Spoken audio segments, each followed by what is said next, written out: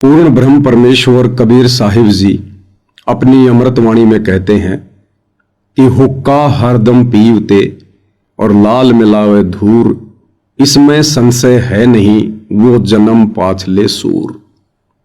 कबीर परमेश्वर जी कहते हैं कि जो व्यक्ति हरदम हुक्का पीता है, हुक्का यानी तंबाकू का सेवन करता है, तंबाकू किसी भी रूप में, सिगरेट के रूप में, बीड़ी के रूप में, जर्दे के रूप में, जो कोई व्यक्ति तंबाकू सेवन करता है, कबीर परमेश्वर कहते हैं कि वो व्यक्ति पिछले जन्म में सूअर था, सूअर।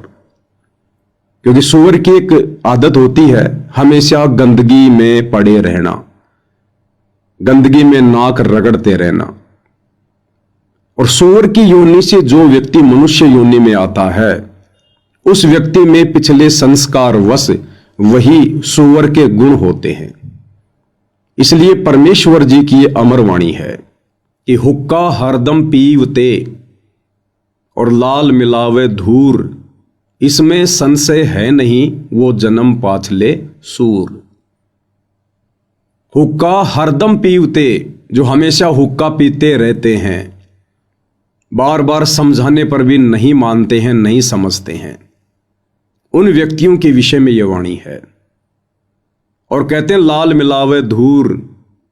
लाल एक कीमती वस्तु होती थी, जैसे वर्तमान में पैसा होता है, रुपया होता है, डॉलर होती है, यूरो होती है।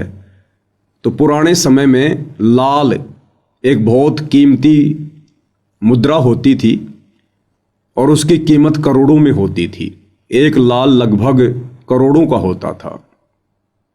तो कहते लाल मिलावे धूर, ये मनुष्य शरीर भी उतना ही कीमती है, उस लाल से भी कहीं अधिक कीमती है।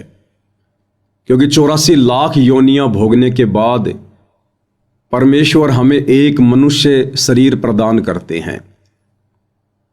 और स्वयं परमेश्वर जी अपनी वाणी में कहते हैं कि मानुष जन्म दुर्लभ है, ये मिले न बारंबार, जैसे पेड़ से पत्ता टूट गिरे फिर बहुर न लगता डार। ये मनुष्य जन्म इतना अनमोल है, इसलिए इसकी तुलना लाल से की गई है। तो कहते हैं जो व्यक्ति हरदम हुक्का पीते हैं, तंबाकू सेवन करते हैं, समझाने पर भी नहीं समझते हैं, नहीं मानते हैं, इस गंदे व्यसन को नहीं त्यागते हैं, कहते हैं वो व्यक्ति तो अपने इस अनमोल मनुष्य जीवन को, जो कि लाल की तरह कीमती है, इसको धूल में मिला रहे हैं। लाल मिलावे धूर। और कहते हैं फिर इसमें संशय है नहीं कि इस बात में फिर कोई मीन मेख नहीं है, शक की कोई गुंजाइश नहीं है कि जो व्यक्ति बार बार समझाने पर भी तंबाकू सेवन करना नहीं त्यागता है, फिर वो जन्म पाछले सूर, यानी वो व्यक्ति इस मनुष्य योनि में सूअर की योनि से आया है और वही गंदी आदत मनुष्य जन्म प्राप्त करके भी उसकी बनी हुई है। भाइयों और बहनों, आज का वीडियो बहुत ही महत्वपूर्ण है,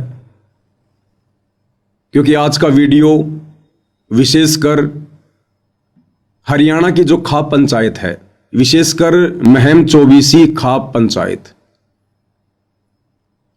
और उनके जो प्रधान हैं, सरपंच हैं, सेक्रेटरी हैं, वे लोग, जिन लोगों ने 12 अक्टूबर 2025 को परम पूज्य परमेश्वर सतगुरु रामपाल जी के सम्मान में अपनी विशेष भूमिका निभाई है महम 24 चबूतरे पर, ये आज का वीडियो उनको समर्पित है। आज के वीडियो की हम शुरुआत करें उससे पहले महम 24 खाप पंचायत के सभी प्रधानों को, सरपंचों को मैं पवन दास, परम पूज्य परमेश्वर सतगुरु रामपाल जी भगवान का अदना सा शिष्य, हाथ जोड़कर मेरे उन बुजुर्गों से मैं प्रार्थना करूंगा, विनती करूंगा कि आप परमेश्वर रामपाल जी के सत ज्ञान को, इस तत्व ज्ञान को थोड़ा धैर्यपूर्वक, निष्पक्ष होकर गहनता से समझने का प्रयास करें। ये तत्व ज्ञान है कोई सामान्य ज्ञान नहीं है जो चुटकी बजाते ही समझ में आ जाएगा। और आप सभी प्रधानों को मैं कहना चाहूंगा कि आप लोगों का दुर्भाग्य कि परमेश्वर रामपाल जी से जुड़ने से पहले आप लोगों को सतलोक आश्रम मैनेजमेंट हरियाणा की कुसंगति नसीब हुई है, इसलिए आप जी इस सत्ज्ञान को गहराई से नहीं ले रहे हैं। तो आज इस विषय पर हम खुलकर बातें करेंगे। सभी खाप पंचायतों के प्रधानों को एक संदेशा देंगे। आप भी हमारे बुजुर्ग हैं, हमारे पिता समान हैं, हमारे ही भाई बंधु हैं, और ये ज्ञान जन जन तक जाना चाहिए। इस ज्ञान की पूरे विश्व को आवश्यकता है, लेकिन ये ज्ञान समझना इतना आसान नहीं है।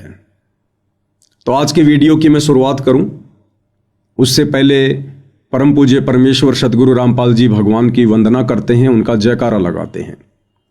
बंदी छोड़ सतगुरु रामपाल जी परमेश्वर जी की जय हो। परमपिता परमात्मा सारी सृष्टि के रचनहार, कुल मालिक, असंख्य ब्रह्मांडों के स्वामी, जगत गुरु, तीनों लोकों में प्रवेश करके सबका धारण पोषण करने वाले, राजाधिराज, आत्माधार, नाथों के नाथ, देवों के देव महादेव, सर्वेश्वर महेश्वर, मृत्युंजय, अजरो अमर, आदि अनादि सनातनी प्रभु, जगत पिता जगदीश्वर, श्री श्री 1008 की उपाधि के वास्तविक अधिकारी, अकाल मूरत, सौद स्वरूपी राम वासुदेव, सर्वगतम ब्रह्म, परम पूज्य, प्रथम पूज्य, परम संत, परम पुरुष, परम धनी, परम दयालु, सत्य कबीर, हक्का कबीर, अल्लाहु कबीर, अल्लाहु अकबर, बाखबर, अल्लाह ताला, जगत के तारणहार, जगत के मुक्तिदाता, जगत के जगन्नाथ, हारे के सहारे, हिंदुओं के राम, मुसलमानों के अल्लाह, सिखों के वाहिगुरु, ईसाइयों के मसीह,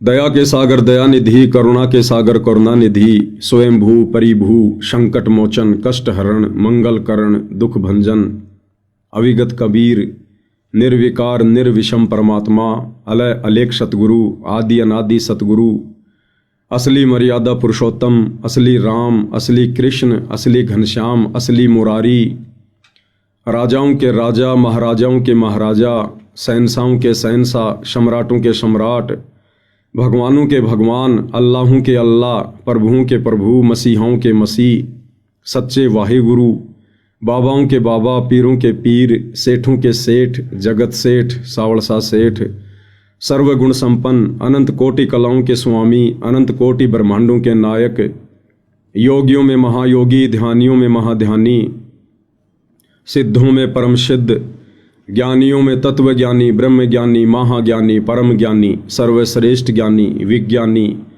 युवा कबीर, समर्थ कबीर, असमवात, अमित ओजा, सच्चे रहनुमा, करीम अल्लाह, सुभान अल्लाह, दुनिया के अंतिम पैगंबर, 8 सितंबर 1951 से गांव धनाना, जिला सोनीपत, हरियाणा, भारतवर्ष की पावन भूमि पे प्रकट रियल कल की भगवान श्री नारायण साकार हरि, श्री बाबा साहेब, नूर अनंत परमात्मा, सच्चे दरवेश, सच्चे बाखबर, संत श्रोमणी सतगुरु रामपाल जी परमेश्वर जी की चरण कमल में साध संगति से जुड़े हुए देश विदेश से आप और हम सभी सत्सेवक भाई बहनों का अनंत कोटि दंडवत प्रणाम।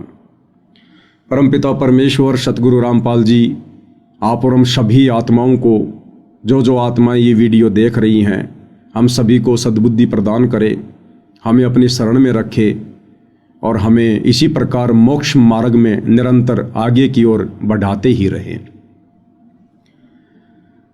तो आज का वीडियो विशेषकर हरियाणा खाप पंचायतों को डेडिकेट है।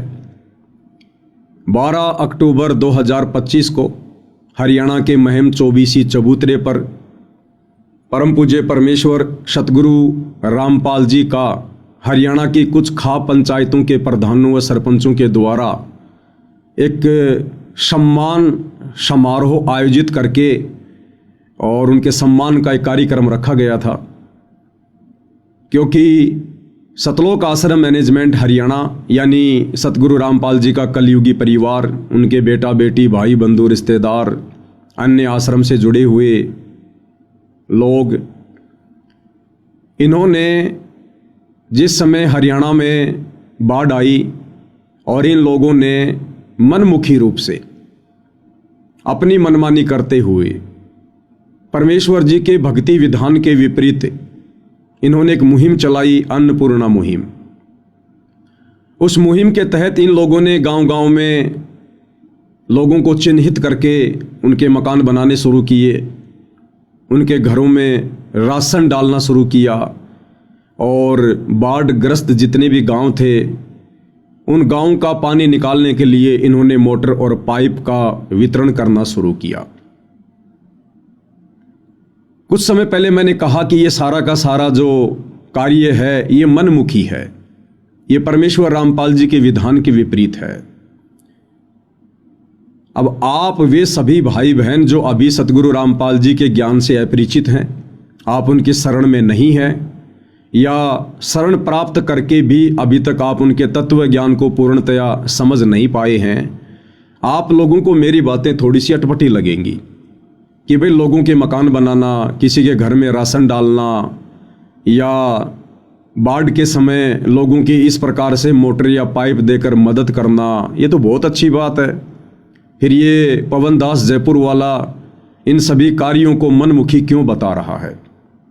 देखिए, ये अध्यात्म है, ये सामान्य ज्ञान नहीं है, ये चारों वेदों से ऊपर का ज्ञान है, तत्व ज्ञान है, सूक्ष्म ज्ञान है। और इस ज्ञान को ब्रह्मा विष्णु महेश भी नहीं समझ पाए। विश्वामित्र जैसे, वशिष्ठ जैसे, दुर्वासा ऋषि और वाल्मीकि जैसे महर्षि भी इस ज्ञान को नहीं समझ पाए, क्योंकि यह तत्व ज्ञान है। इस ज्ञान को वही आत्मा समझ सकती है जिस आत्मा पर इस ज्ञान के समझने की स्वयं वो कबीर परमेश्वर सतगुरु रामपाल जी भगवान रजा बख्शे। इसलिए मैंने इस सारे कार्य को परमेश्वर रामपाल जी के भक्ति विधान के अनुसार एक मनमाना आचरण कहा है। जब तक आप सतगुरु रामपाल जी की शरण में नहीं आएंगे तब तक आपका ज्ञान बच्चों जैसा है।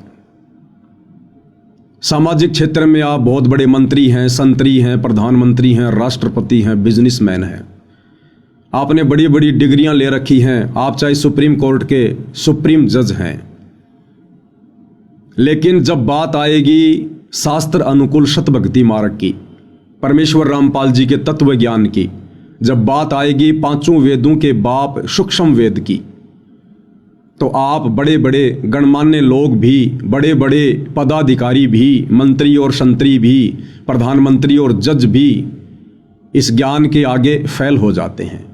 उस समय आपकी बुद्धि अध्यात्म में एक बच्चे के जैसे काम करती है।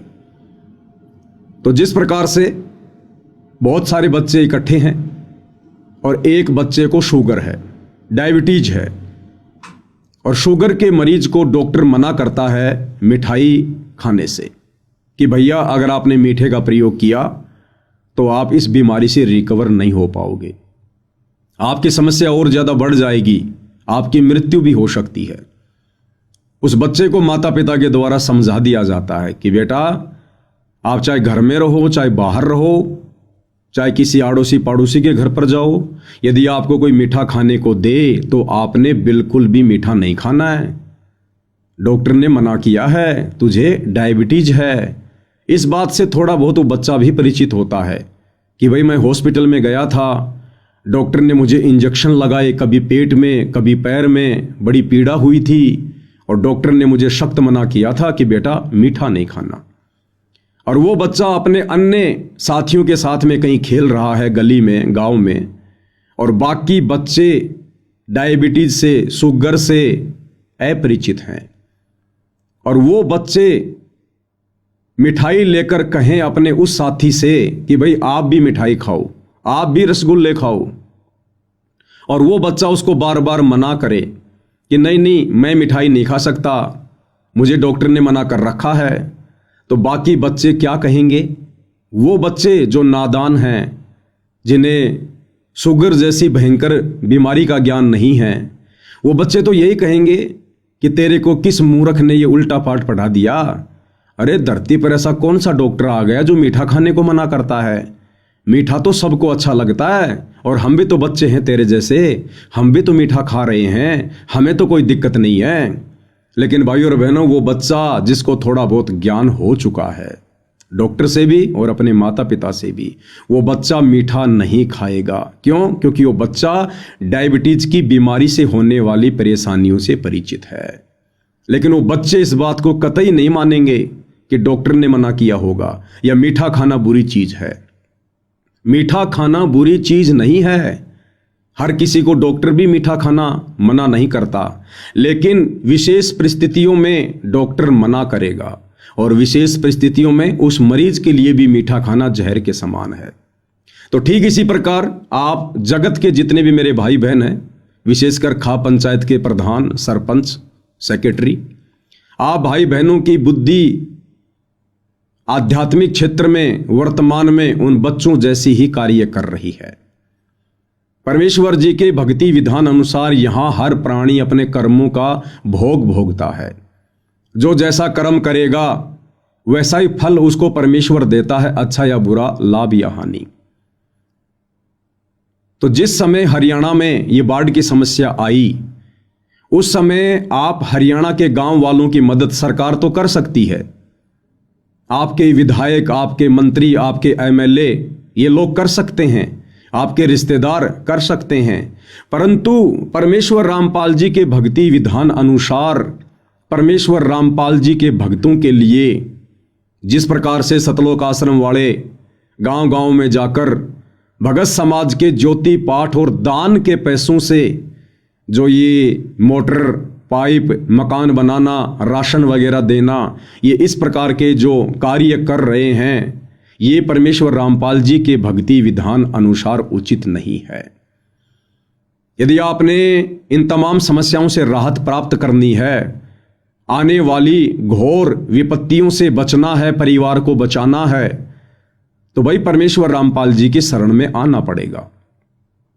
उसके बाद उस भगत की रक्षा, उसकी फसल की रक्षा, उसके परिवार की रक्षा, उसके शरीर की रक्षा फिर उसका सतगुरु करेगा। फिर वो सतगुरु के जिम्मे है।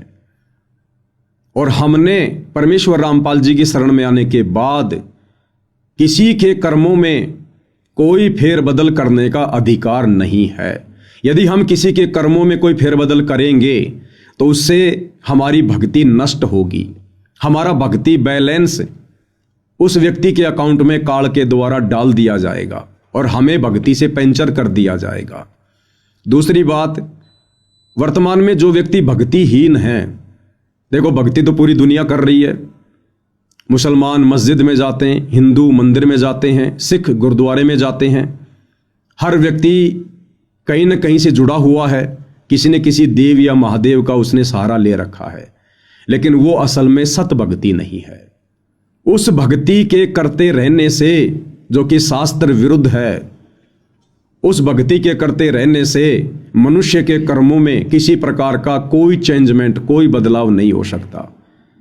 जब तक आप सच्चे गुरु की शरण में आकर सत भक्ति नहीं करेंगे, मर्यादाओं में रहकर नहीं करेंगे, तब तक आपके भाग्य में किसी भी प्रकार का कोई भी परिवर्तन नहीं हो सकता है। आपकी आंखों के सामने आपके बच्चे की मृत्यु होनी है तो होके रहेगी, आपका एक्सीडेंट होना है तो होके रहेगा। आप चाहे कितने भंडारे कर दीजिए, कितने कंबल बांट दीजिए, कितने समाज सुधार के कार्य कर दीजिए, कितने मंदिर, मस्जिद, चर्च या गुरुद्वारों में चक्कर काटते रहिए, भाग्य में परिवर्तन होगा तत्वदर्शी संत की शरण में आने के बाद। और तत्वदर्शी संत की भूमिका स्वयं कबीर परमात्मा ही निभाते हैं। परमेश्वर कहते हैं कि मासा घटे ना तिल बदे, विदाता लिखे जो लेख, साचा सतगुरु मेट कर ऊपर मार दे मेख। जिस प्रकार बैंक वाले किसी मकान का लोन चूकती ना होने के कारण उस घर के दरवाजे पर ताला लगाकर ऊपर मेख मार देते, मोहर मार देते हैं सरकारी, आम व्यक्ति उसको खोल नहीं सकता डर के मारे। इसी प्रकार सच्चे सतगुरु की शरण में आने के बाद, और सच्चा सतगुरु एक समय में पृथ्वी पर एक ही होता है, और वो सच्चा सतगुरु वर्तमान में पूरी पृथ्वी पर परमेश्वर रामपाल जी हैं। तो परमेश्वर रामपाल जी की शरण में आने के बाद फिर ये परमेश्वर हमारी श्रद्धा देखकर, हमारी भक्ति देखकर, हमारी मर्यादा देखकर ये परमेश्वर हमारे भाग्य पर मेख मार देगा, ठप्पा मार देगा। ये परमेश्वर ये भक्ति के एडमिन हैं, फिर इनके अलावा कोई भी कुछ बदलाव नहीं कर सकता। तो जब तक ये प्राणी सच्चे सतगुरु की शरण में आकर मर्यादा में रहकर शास्त्र अनुकूल सत भक्ति नहीं करता है, तब तक ये चाहे ब्रह्मा विष्णु महेश की गोद में जाके क्यों ना बैठ जाए, ये चाहे शहर का सबसे बड़ा मंदिर बनवाकर खुद ही उसका पुजारी बनकर क्यों ना बैठ जाए, इस व्यक्ति के भाग्य में, इसके प्रारब्ध में, इसके संस्कारों में, इसके कर्मों में किसी प्रकार का कोई बदलाव नहीं हो सकता है। और आप जी देख भी रहे होंगे आए दिन बड़े बड़े लोग, बड़े बड़े नेता जिनकी महिमा पूरे संसार में है, किस प्रकार से एरोप्लेन दुर्घटना में मर जाते हैं, किस प्रकार से गाड़ी एक्सीडेंट होने पर मर जाते हैं, किस प्रकार से हॉस्पिटल में भयंकर बीमारी से तड़प तड़प कर मर जाते हैं। क्या कमी थी उनके पास में? क्या वो मंदिरों में नहीं जाते थे? क्या वो मस्जिदों में नहीं जाते थे? क्या वो भक्ति नहीं करते थे? क्या किसी के बुलाने पर वो भंडारों में नहीं जाते थे? क्या वो किसी धर्म से नहीं जुड़े हुए थे? क्या वो धार्मिक नहीं थे? फिर ऐसी दुर्गति अचानक से क्यों हुई? उन देवी देवताओं ने, उन भगवानों ने उस व्यक्ति की किसी भी प्रकार से कोई भी मदद क्यों नहीं की? इसलिए नहीं की क्योंकि वो व्यक्ति अपने पूर्व जन्मों की भक्ति मलाई खा रहा था और वर्तमान में उसके पास में सत भक्ति नहीं थी।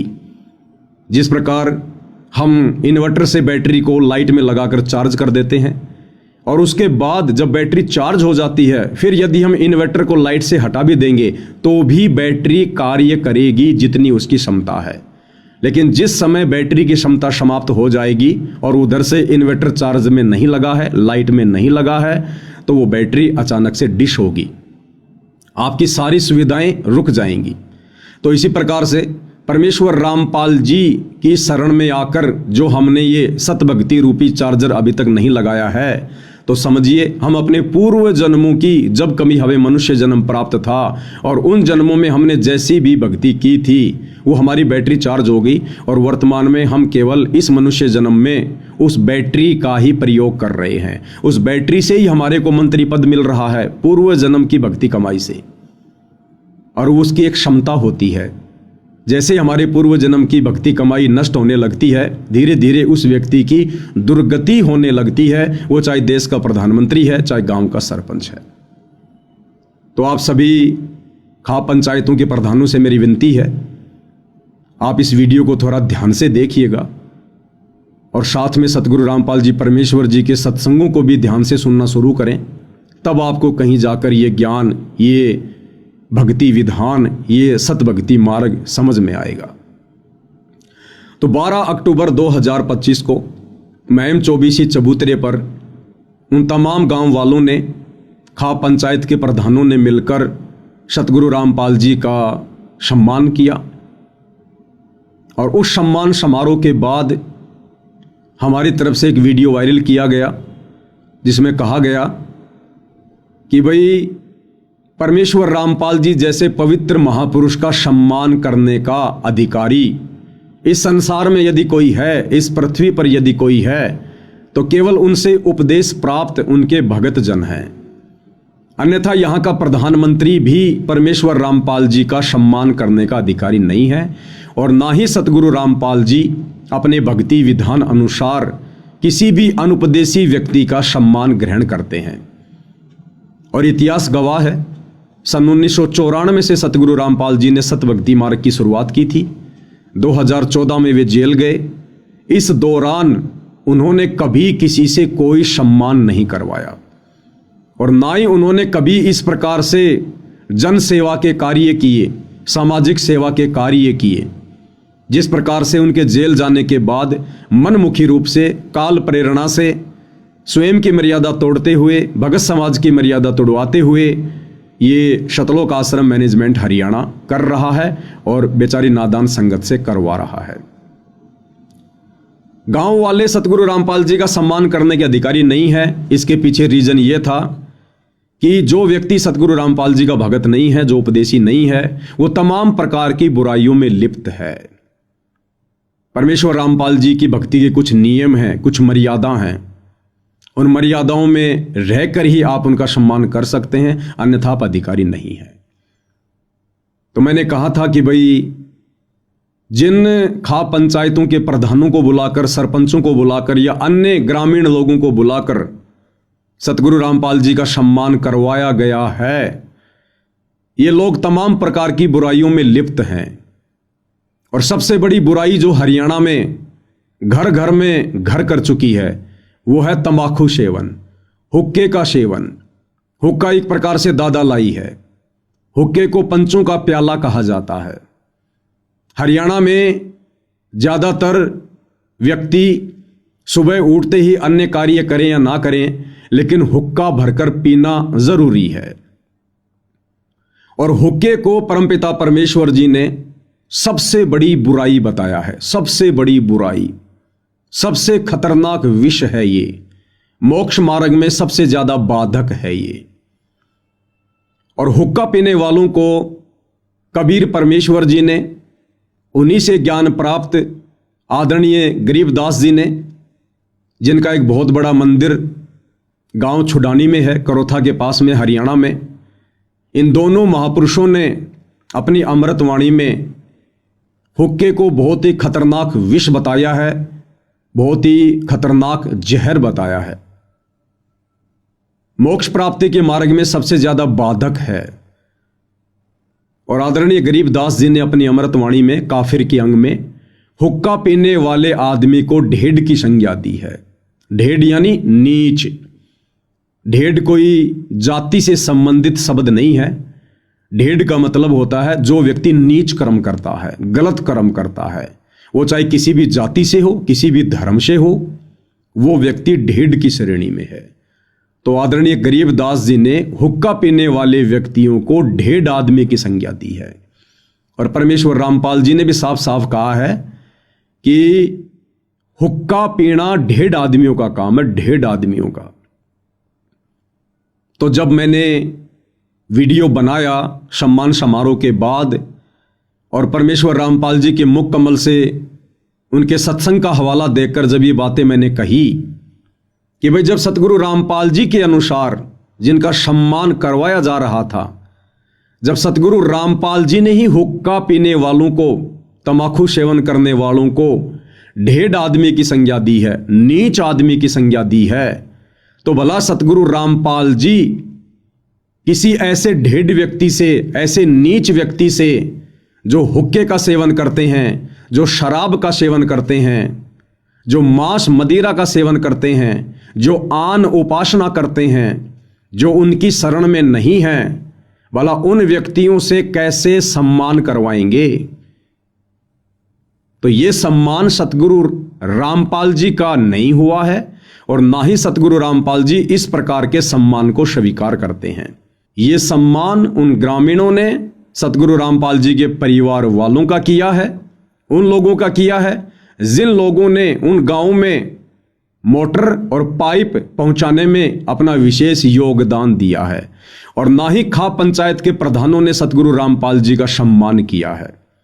अगर वास्तव में इन लोगों को सतगुरु रामपाल जी का ही सम्मान करना होता तो सबसे पहले ये लोग सतगुरु रामपाल जी के ज्ञान और भक्ति विधान से परिचित होते, कुछ दिन उनके सत्संग सुनते, उनके विचारों से अवगत होते और फिर ये निर्णय लेते कि क्या हम वास्तव में सतगुरु रामपाल जी जैसे महापुरुष का, जिनको हम परमात्मा परमात्मा कह रहे हैं, भगवान भगवान कह रहे हैं, हम उनका सम्मान करने के अधिकारी हैं भी या नहीं। लेकिन इन लोगों ने इतना विचार नहीं किया। इसमें इन ग्रामीणों को भी गलती रही और सबसे बड़ी गलती सतगुरु रामपाल जी के परिवार की रही, उन तमाम लोगों की रही जिन लोगों को स्वयं ज्ञान नहीं है और अपने आप को सतगुरु रामपाल जी का भगत कहते हैं।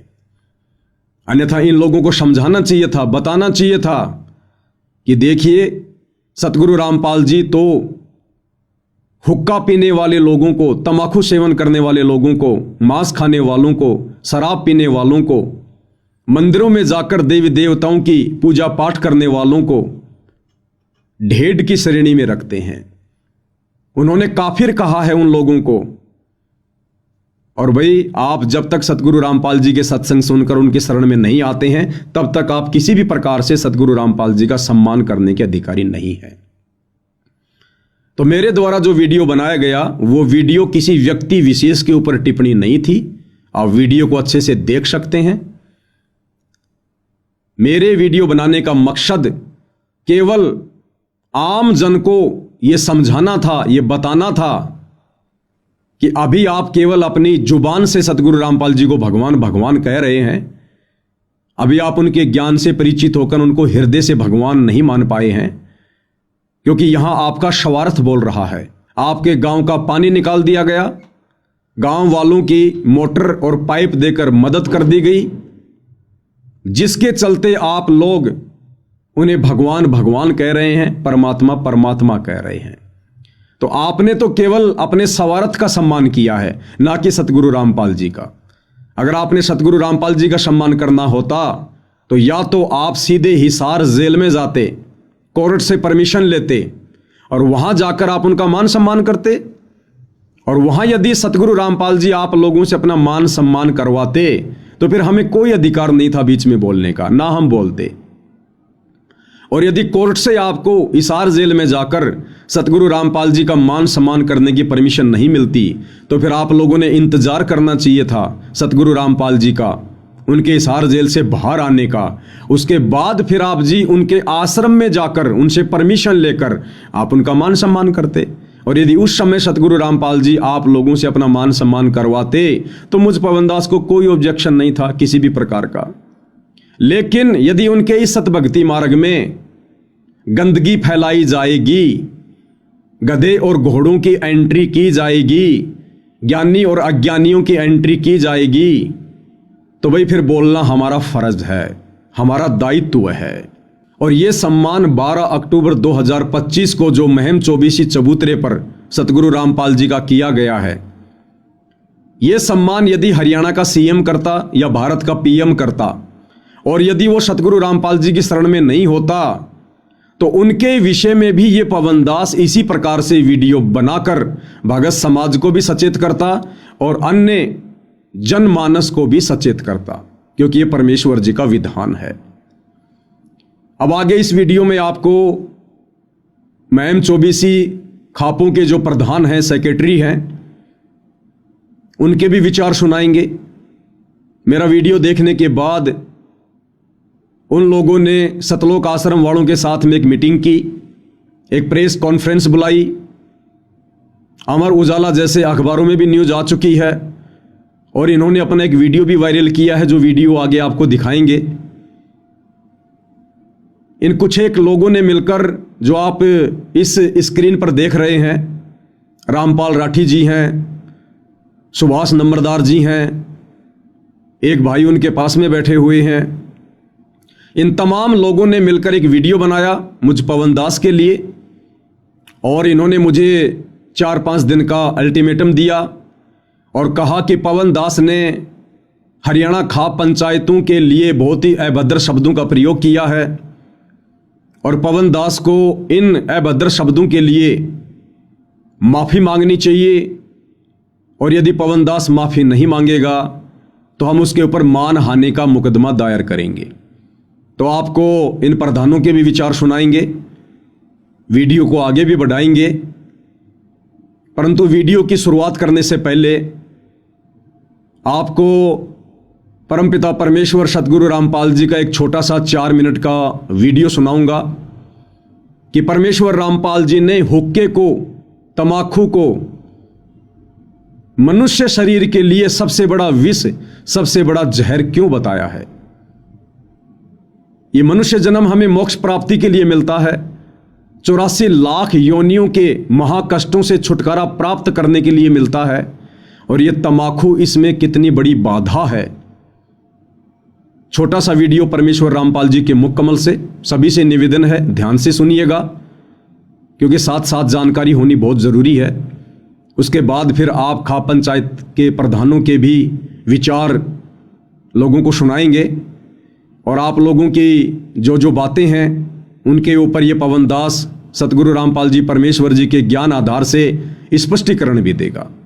तो सबसे पहले परमेश्वर रामपाल जी के मुख कमल से सुनाते हैं कि हुक्का पीना मनुष्य शरीर के लिए सबसे ज्यादा खतरनाक क्यों है। सुनिएगा सतगुरु रामपाल जी के मुकम्मल से। अब इस तम्बाकू में इतना दोष क्यों बताया, इस तम्बाकू को इतना हानिकारक दोष क्यों बताया, सबसे ज्यादा भयंकर क्यों बताया? इसका कारण है कि मानव शरीर परमात्मा पाने के लिए ही मिलता है। जो पुण्यात्मा परमात्मा चाहते हैं वो मानव शरीर में ही उसकी तलाश खोज और मेहनत मजदूरी करके उस परमात्मा को पा सकते हैं। अन्य इसमें अगर हम भक्ति नहीं करते हैं, परमात्मा नहीं पाते हैं, तो पशु पक्षियों जैसा जीवन ही जीकर हम चले जाते हैं।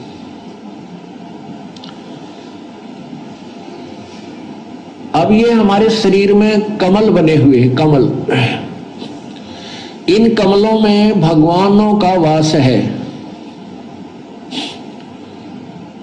मूल कमल में गणेश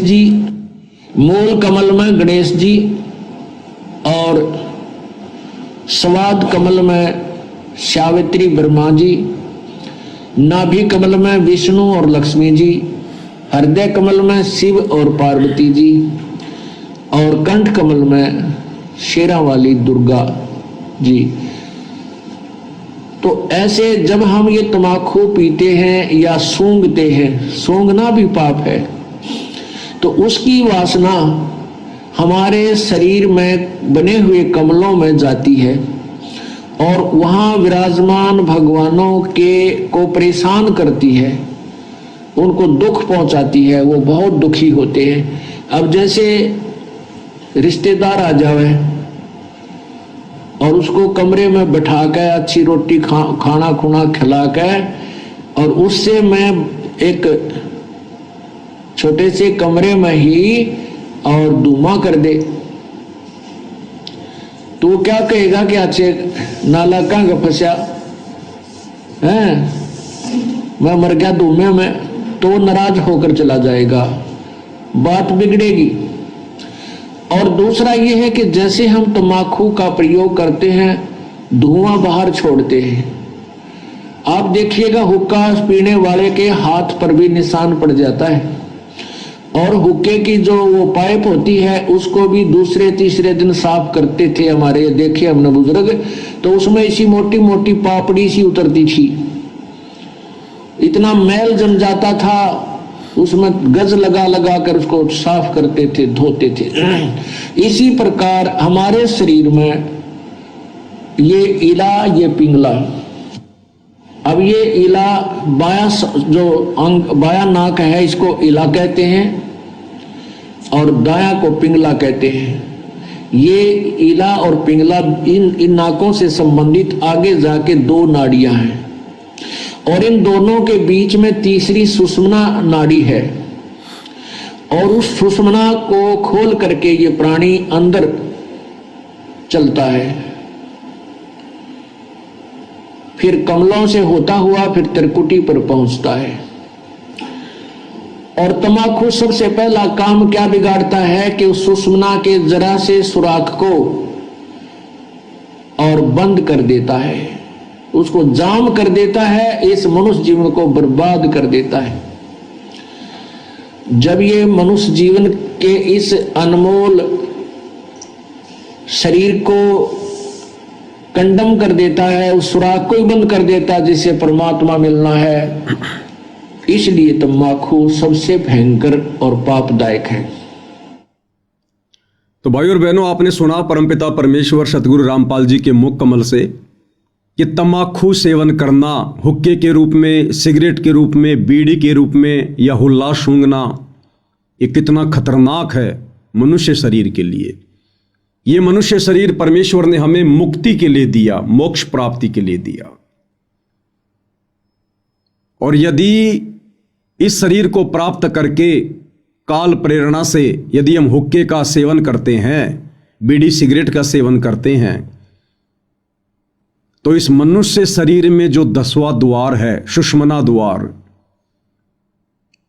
ये धुआं उसको अवरुद्ध कर देता, उसको बंद कर देता है और ये काल करवाता है, मन में कुप्रेरणा करके करवाता है। अन्यथा तम्बाकू कितना कड़वा होता है। प्रथम बार जब कोई व्यक्ति इसको पीता है तो किस प्रकार से आंखों से आंसू आते हैं, उल्टियां आती हैं, क्योंकि हमारे शरीर की जो प्रकृति है वो इस जहर को स्वीकार नहीं करती है, परंतु काल प्रेरणा से धीरे धीरे धीरे धीरे कुसंगति में पड़कर हम इसके आदी हो जाते हैं। ये काल करवाता है हमारे 10वें द्वार सुषुम्ना द्वार को बंद करवाने के लिए, क्योंकि सुषुम्ना द्वार से जब हमारा शरीर छूटता है तो आत्मा ऊपर की ओर प्रस्थान करती है। इसलिए परमात्मा ने मुक्ति के मार्ग में सबसे ज्यादा खतरनाक विष इस तमाकू को बताया, हुक्के को बताया।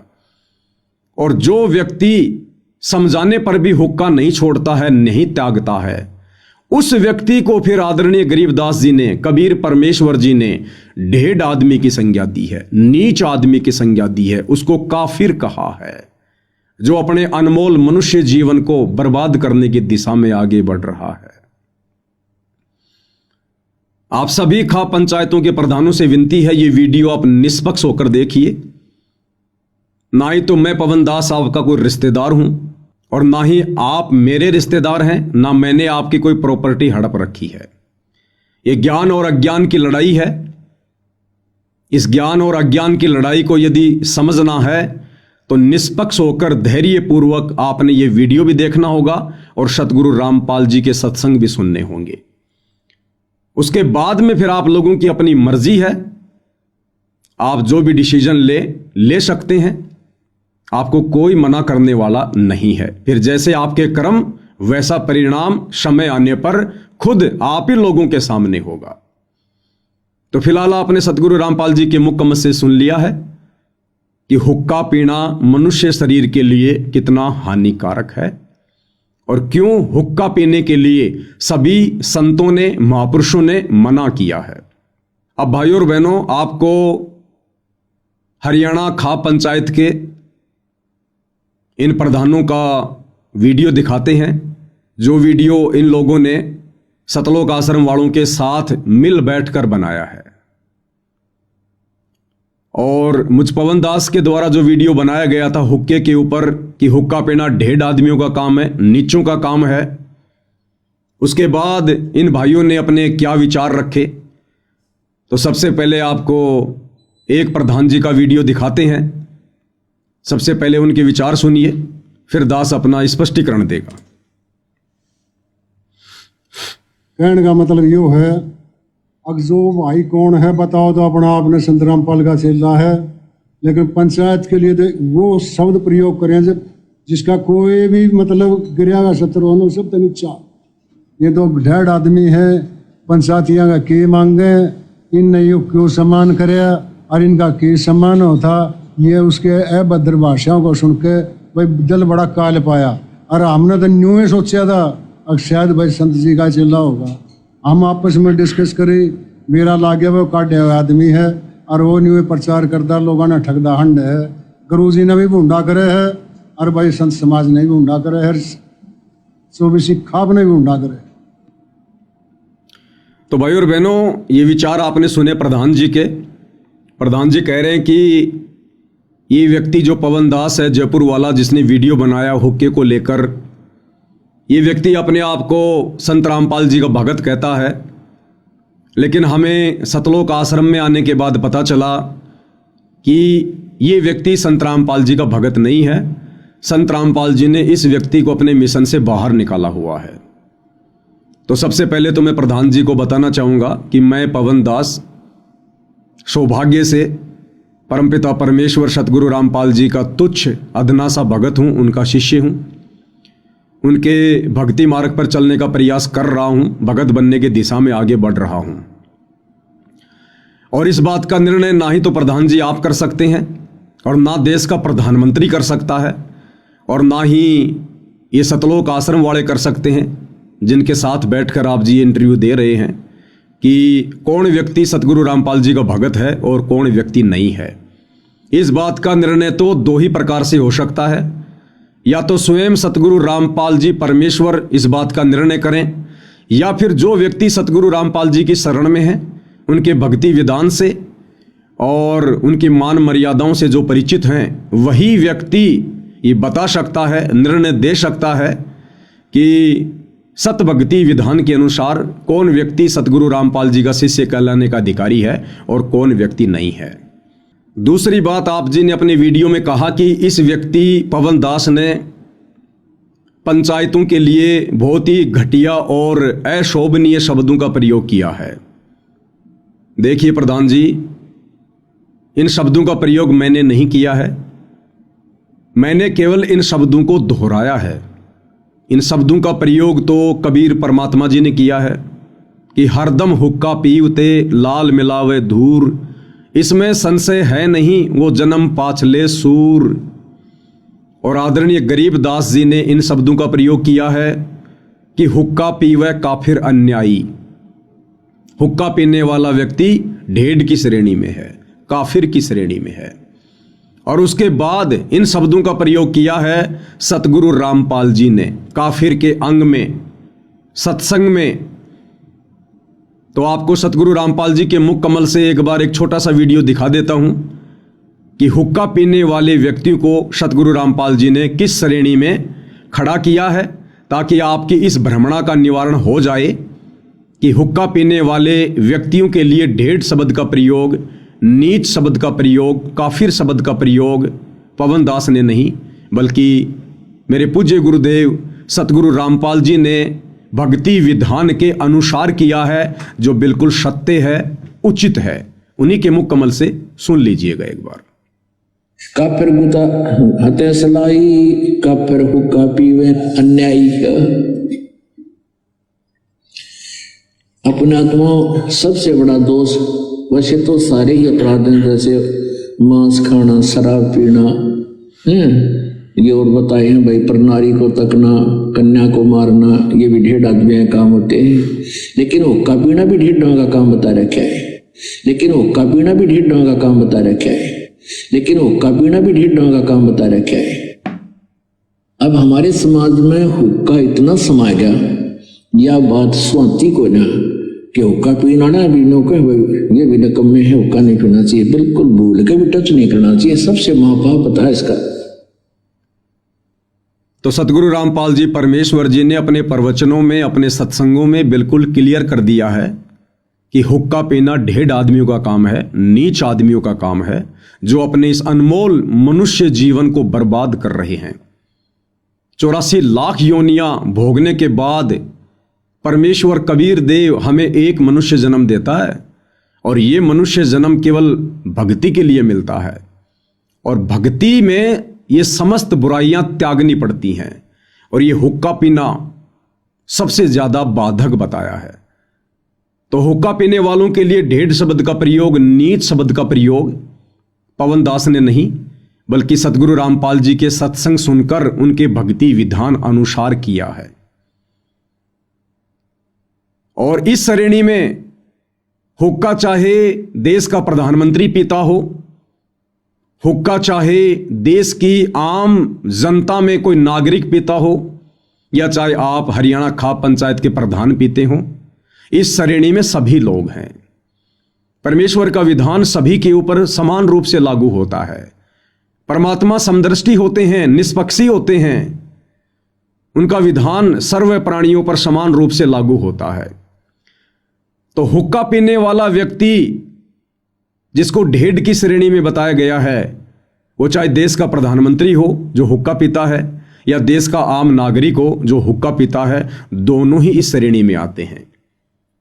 तो आपके द्वारा यह कहना कि खाप पंचायतों पर अशोभनीय शब्दों का प्रयोग किया गया है, ऐसे ऐसे घटिया शब्दों का प्रयोग किया गया है, ये आप जी का आधा अधूरा ज्ञान बोल रहा है। मैंने केवल हुक्का पीने वाले व्यक्तियों के लिए सतगुरु रामपाल जी के सत्संगों को आधार बनाकर उनके भक्ति विधान अनुसार ढेड शब्द का प्रयोग किया गया है, जिस शब्द का प्रयोग अभी आपने सतगुरु रामपाल जी के मुख कमल से भी करते हुए सुन लिया है। अब ये हुक्का इतना खतरनाक और क्यों है? मनुष्य शरीर के लिए, मोक्ष प्राप्ति के लिए ये हुक्का इतना बाधक क्यों है, और कितने बड़े बड़े इसके अवगुण हैं? अभी तो आप लोगों ने केवल इतना ही सुना है कि हुक्का पीना ढेड आदमियों का काम है, नीचों का काम है, हुक्का पीने वाला काफिर है। अब आगे आप परमेश्वर रामपाल जी के मुख कमल से और कबीर परमात्मा जी की एक वाणी के ऊपर जब सत्संग सुनेंगे तो आपको पता चलेगा कि ढेड और काफिर शब्द तो बहुत छोटा है हुक्का पीने वालों के लिए। परमेश्वर रामपाल जी कहते हैं कि 100 नारी जारी करे सुरापान 100 बार, एक चिलम हुक्का भरे वो डूबे काली धार। 100 नारी जारी करे, एक बार यदि कोई व्यक्ति किसी पर स्त्री के साथ में संबंध बनाता है उसको कहते हैं जारी करना, दुराचार करना। एक व्यक्ति यदि किसी एक औरत के साथ में दुराचार करता है, संबंध बनाता है, जारी करता है, तो उसकी सजा कबीर परमात्मा ने क्या बताई? पर द्वारा स्त्री का खोले और 70 जन्म अंधा हो डोले। वो व्यक्ति 70 जन्म लगातार अंधे के प्राप्त करता है, गधा बनकर, कुत्ता बनकर या फिर मनुष्य बनकर। जैसे बहुत सारे इंसान अंधे पैदा होते हैं। राम भद्राचार्य जी जो कि एक कथावाचक हैं वो भी अंधे हैं। किसी पूर्व जन्म में जब उनको मनुष्य जन्म प्राप्त था उन्होंने ये दुराचार किया था, क्योंकि हर जन्म में इंसान संत थोड़ी होता है, भगत थोड़ी होता है। दुराचारी व्यक्ति का भी जीवन प्राप्त करता है, कसाई का भी प्राप्त करता है, राजा का भी करता है, व्यभिचारी का भी करता है, वेश्या का भी करता है, जिसके परिणाम स्वरूप वो व्यक्ति लगातार 70 जन्म अंधे के प्राप्त करता है। एक बार एक पर स्त्री के साथ में शारीरिक संबंध बनाने वाला, दुराचार करने वाला 70 जन्म वो व्यक्ति अंधे के प्राप्त करता है। आप ध्यान से सुनिएगा इन बातों को, फिर आपको पता चलेगा हुक्का भरने वाला और हुक्के को पीने वाला कितना बड़ा दोषी है परमात्मा का। तो 100 नारी जारी करे और सुरापान 100 बार। सुरापान यानी शराब पीना। एक बार शराब पीने का कितना पाप बताया परमेश्वर जी ने? मदिरा पीवे कड़वा पानी 70 जन्म कुत्ते के जानी।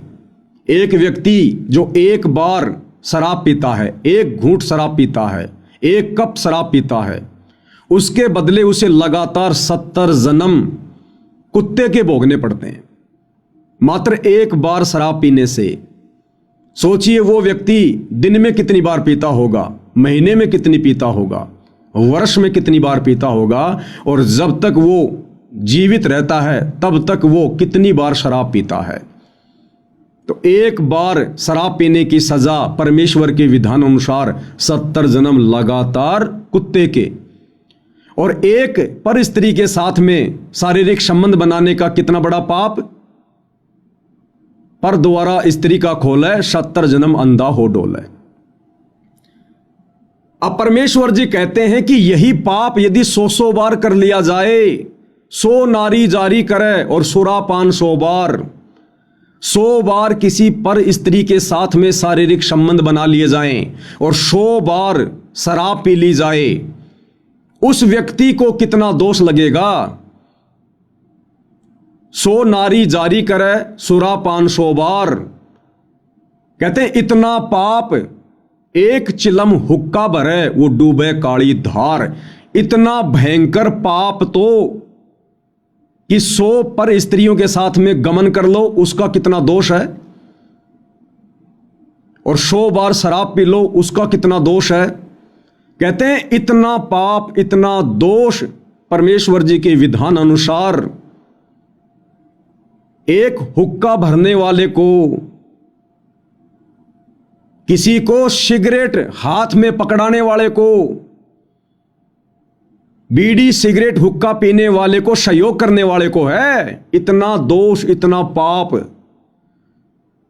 और जो व्यक्ति हुक्का पीता है, बीड़ी सिगरेट पीता है, परमात्मा कहते हैं उसका तो बेड़ा गर्क होता है, बेड़ा गर्क।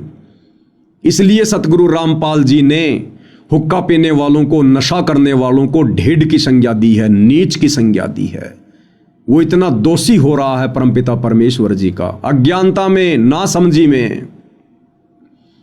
आपको सतगुरु रामपाल जी के मुख कमल से सुनाते हैं।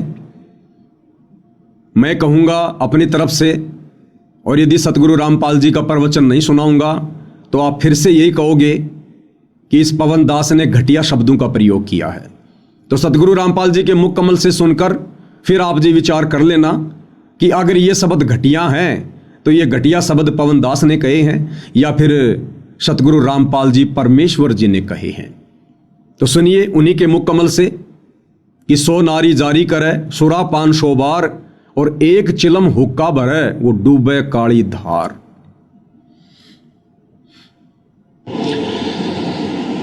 ये तो ऐसा खतरनाक विष है, इसका सबसे बड़ा पाप बताया हुक्के में तम्बाकू में। क्या बताते, 100 नारी जारी करे सुरापान 100 बार, एक चलम हुक्का भरे वो डूबे काली धार। ओहो, एक परत्रिया के पास गमन करने का कितना पाप बताते हैं। पर द्वारा स्त्री का खोले 70 जन्म अंधा हो डोले, मदरा पीवे कड़वा पानी 70 जन्म स्वान के जानी। और फिर कहते सुरापान मदमासा हारी, गमन करे भोग पर नारी 70 जन्म कटेंगे शीसम, साक्षी साहेब है जगदीशम। परमात्मा आदरणीय गरीबदास साहेब जी अपने भगवान कबीर साहब को साक्षी रख के कह रहे हैं कि जो विकार तुम कर रहे हो ये कितने भयंकर हैं। क्या बताया है कि मदरा पीवे कड़वा पानी और 70 जन्म कुत्ते के जानी। जो शराब पीते हैं एक बार उसके 70 जन्म कुत्ते के होंगे, कंटिन्यूसली 70 जन्म। ओए होए। और फिर क्या कहते हैं, सुरापान मदमासा हारी। सुरापान कहते हैं शराब पीने वाला, शराब पीता है जो, और मांस आहार करता है। और गमन करे भोग पर नारी, जो दूसरे की पत्नी के पास दुराचार करता है, तो उनके साथ क्या बनेगी, 70 जन्म कटेंगे शीसम, साक्षी साहेब है जगदीशम। उन लोगों के 70 जन्म शीश कटेंगे, कि तो बकरा बनेगा, कि तो मुर्गा बनेगा, कि तो वैसे, कि तो गंडासी में आगे कटेगा, कि तो थ्रेसर में आकर नाड़ आ जाएगी। यानी दुर्गति से मौत होगी, बुरे जन्म होंगे। उसके लिए बताते हैं कि 100 नारी जारी करे सुरापान 100 बार। ओए होए। मदरा पीवे कड़वा पानी, शराब पीवे उसके 70 जन्म कुत्ते के होंगे। और ये 100 बार पीने वाला 100 बार पी ले और 100 बार पर नारी गमन कर ले, उनको कितना पाप हो जाएगा, बहुत ज्यादा। कहते उन सबको मिलाकर एक हुक्का पीने वाले को, एक हुक्का भरने वाले को पाप है। पीने वाले गेला तक के बनेगी, क्या बुरा हाल होगा उसका, जो केवल भरकर देता है, पीने का सहयोग देता है, उसकी ये दुर्गति। और पीने वाले का तो पता नहीं कितना जुल्म होगा उसके ऊपर। सुरापान 100 नारी जारी करे सुरापान 100 बार, एक चिलम हुक्का भरे वो डूबे काली धारी। इसलिए मना करते हैं कि तुम हुक्का भी भर के मत देना। उन जो पाप कमा रहे हैं, स्वयं भी नरक में जा रहे हैं और उसमें सहयोगी बना रहे हैं अपने पुत्र पुत्रियों को, पौत्र पौत्रियों को या पुत्र वधुओं को भी आजकल हुक्का भरवाने लगे।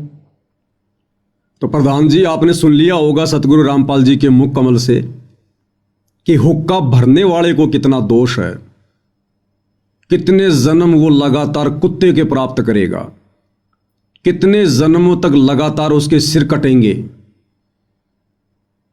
और मोक्ष से वंचित होगा, 84 में जाएगा।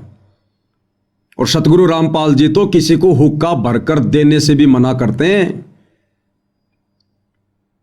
तो सोचिए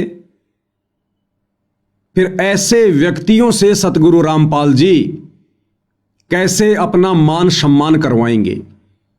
और क्या ऐसे व्यक्ति ऐसे परम संत का, पवित्र महापुरुष का मान सम्मान करने का अधिकारी है?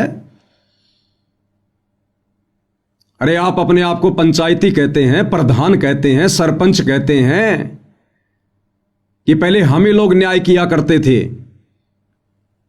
तो पंचायतियों का काम होता है दोनों तरफ की बातें सुनकर निष्पक्ष होकर न्याय करना।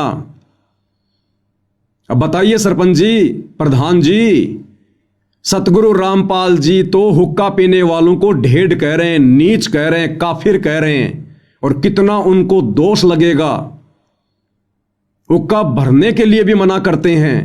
तो बताइए सतगुरु रामपाल जी फिर हुक्का पीने वालों से, हुक्का पीने में किसी का सहयोग करने वालों से, शराब पीने वालों से, मांस खाने वालों से भला कैसे अपना मान सम्मान करवाएंगे? इसलिए वो वीडियो बनाया गया था ताकि आगे से इस प्रकार का कोई झूठा मान सम्मान करके आप जी संत के परमात्मा के दोषी ना बने। अब प्रधान जी, ये आपका दुर्भाग्य, जो बातें आपको इस वीडियो के माध्यम से सुनने को मिल रही हैं, आप लोगों का दुर्भाग्य कि ये सारी बातें आपको इन सतलोक आश्रम वालों ने नहीं बताई, नहीं समझाई, क्योंकि ये लोग काल प्रेरित हैं। इनका काम किसी का उद्धार करना नहीं है, किसी का आत्म कल्याण नहीं है। अन्यथा ये इन लोगों की नैतिक जिम्मेदारी बनती थी। यदि आप लोगों ने मान सम्मान की बात को रखा कि भाई हम संत रामपाल जी का मान सम्मान करना चाहते हैं, तो ये इन आश्रम वालों की नैतिक जिम्मेदारी बनती थी कि प्रधान जी बहुत अच्छी बात है आपने ये सोचा, परंतु इस भक्ति विधान अनुसार संत रामपाल जी की कुछ मर्यादाएं हैं, कुछ नियम हैं, हम उनका उल्लंघन नहीं कर सकते। अगर आपने वास्तव में उनका मान सम्मान करना है तो सबसे पहले आप उनके सत्संग सुनिए, उनके नियम और मर्यादाओं से परिचित हो जाइए। और प्रधान जी, ना ही कभी सतगुरु रामपाल जी ने किसी से अपना मान सम्मान इस प्रकार से करवाया है, और ना संत कभी मान सम्मान के भूखे होते हैं। फिर भी यदि आप उनका मान सम्मान करना चाहते हैं तो सबसे बड़ा मान सम्मान यही है कि आत्म कल्याण के लिए, मोक्ष दिलवाने के लिए, जगत का उद्धार करने के लिए जगत के तारणहार सतगुरु रामपाल जी धरती पर आए हुए हैं। आप इनके सत्संग सुनकर इनको पहचानिए, इनकी शरण में आइए, और आप इन तमाम हुक्के जैसी, शराब जैसी बुराइयों को त्याग कर उनसे उपदेश लेकर आत्म कल्याण के मार्ग में आगे बढ़िए।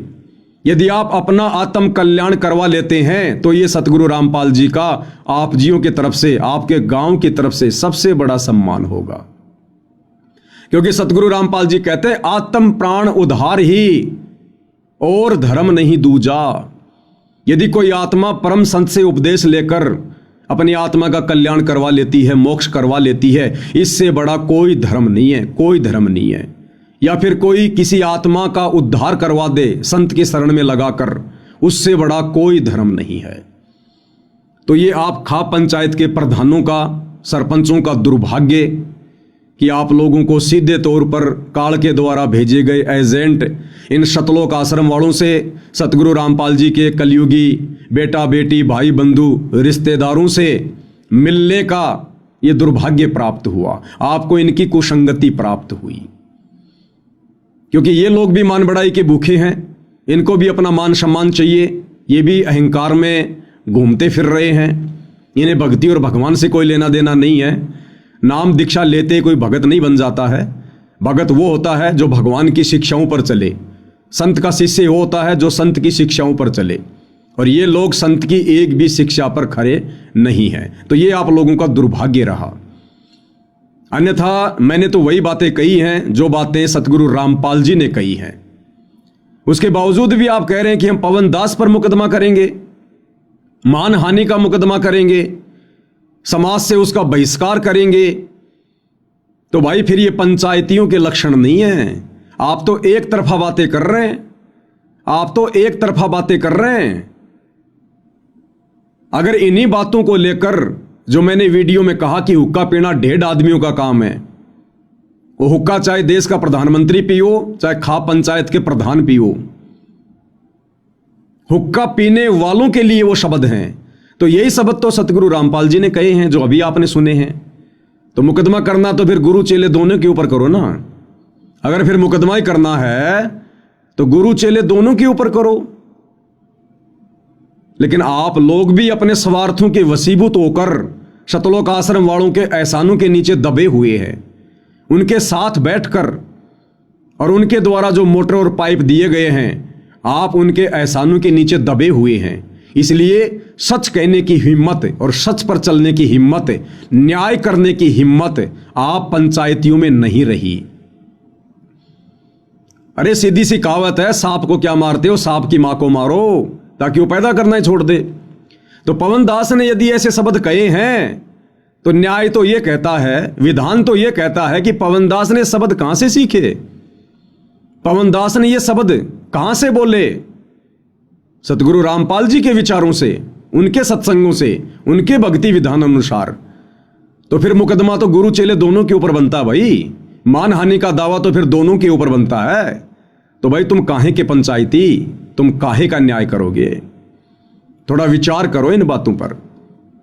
तो भाई और बहनों, अब आपको आगे प्रधान जी और क्या कुछ कह रहे हैं। जब इंटरव्यू लेने वाले ने कहा कि फिर आपके पास में क्या तरीका है उस पवन दास को चुप करने का, यदि वो नहीं मानता है तो आप जी क्या प्रक्रिया अपनाएंगे? तो प्रधान जी क्या कह रहे हैं? प्रधान जी कह रहे हैं कि हमारे पास में बहुत सारे हथकंडे हैं, लेकिन वो हथकंडे फिलहाल हम अपनाना नहीं चाहते। कौन से हथकंडे? गुंडागर्दी के, मार पिटाई के।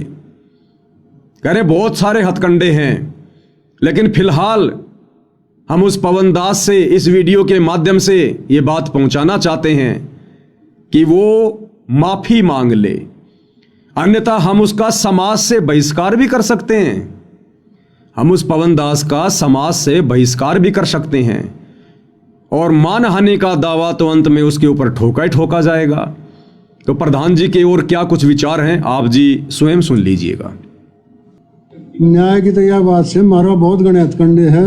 हम कोई ऐसा काम शुरू में पहले जट नहीं करना चाहते जिससे हमारा कान भी आंगली उठे, नहीं तो सामाजिक बहिष्कार हम कर दिया।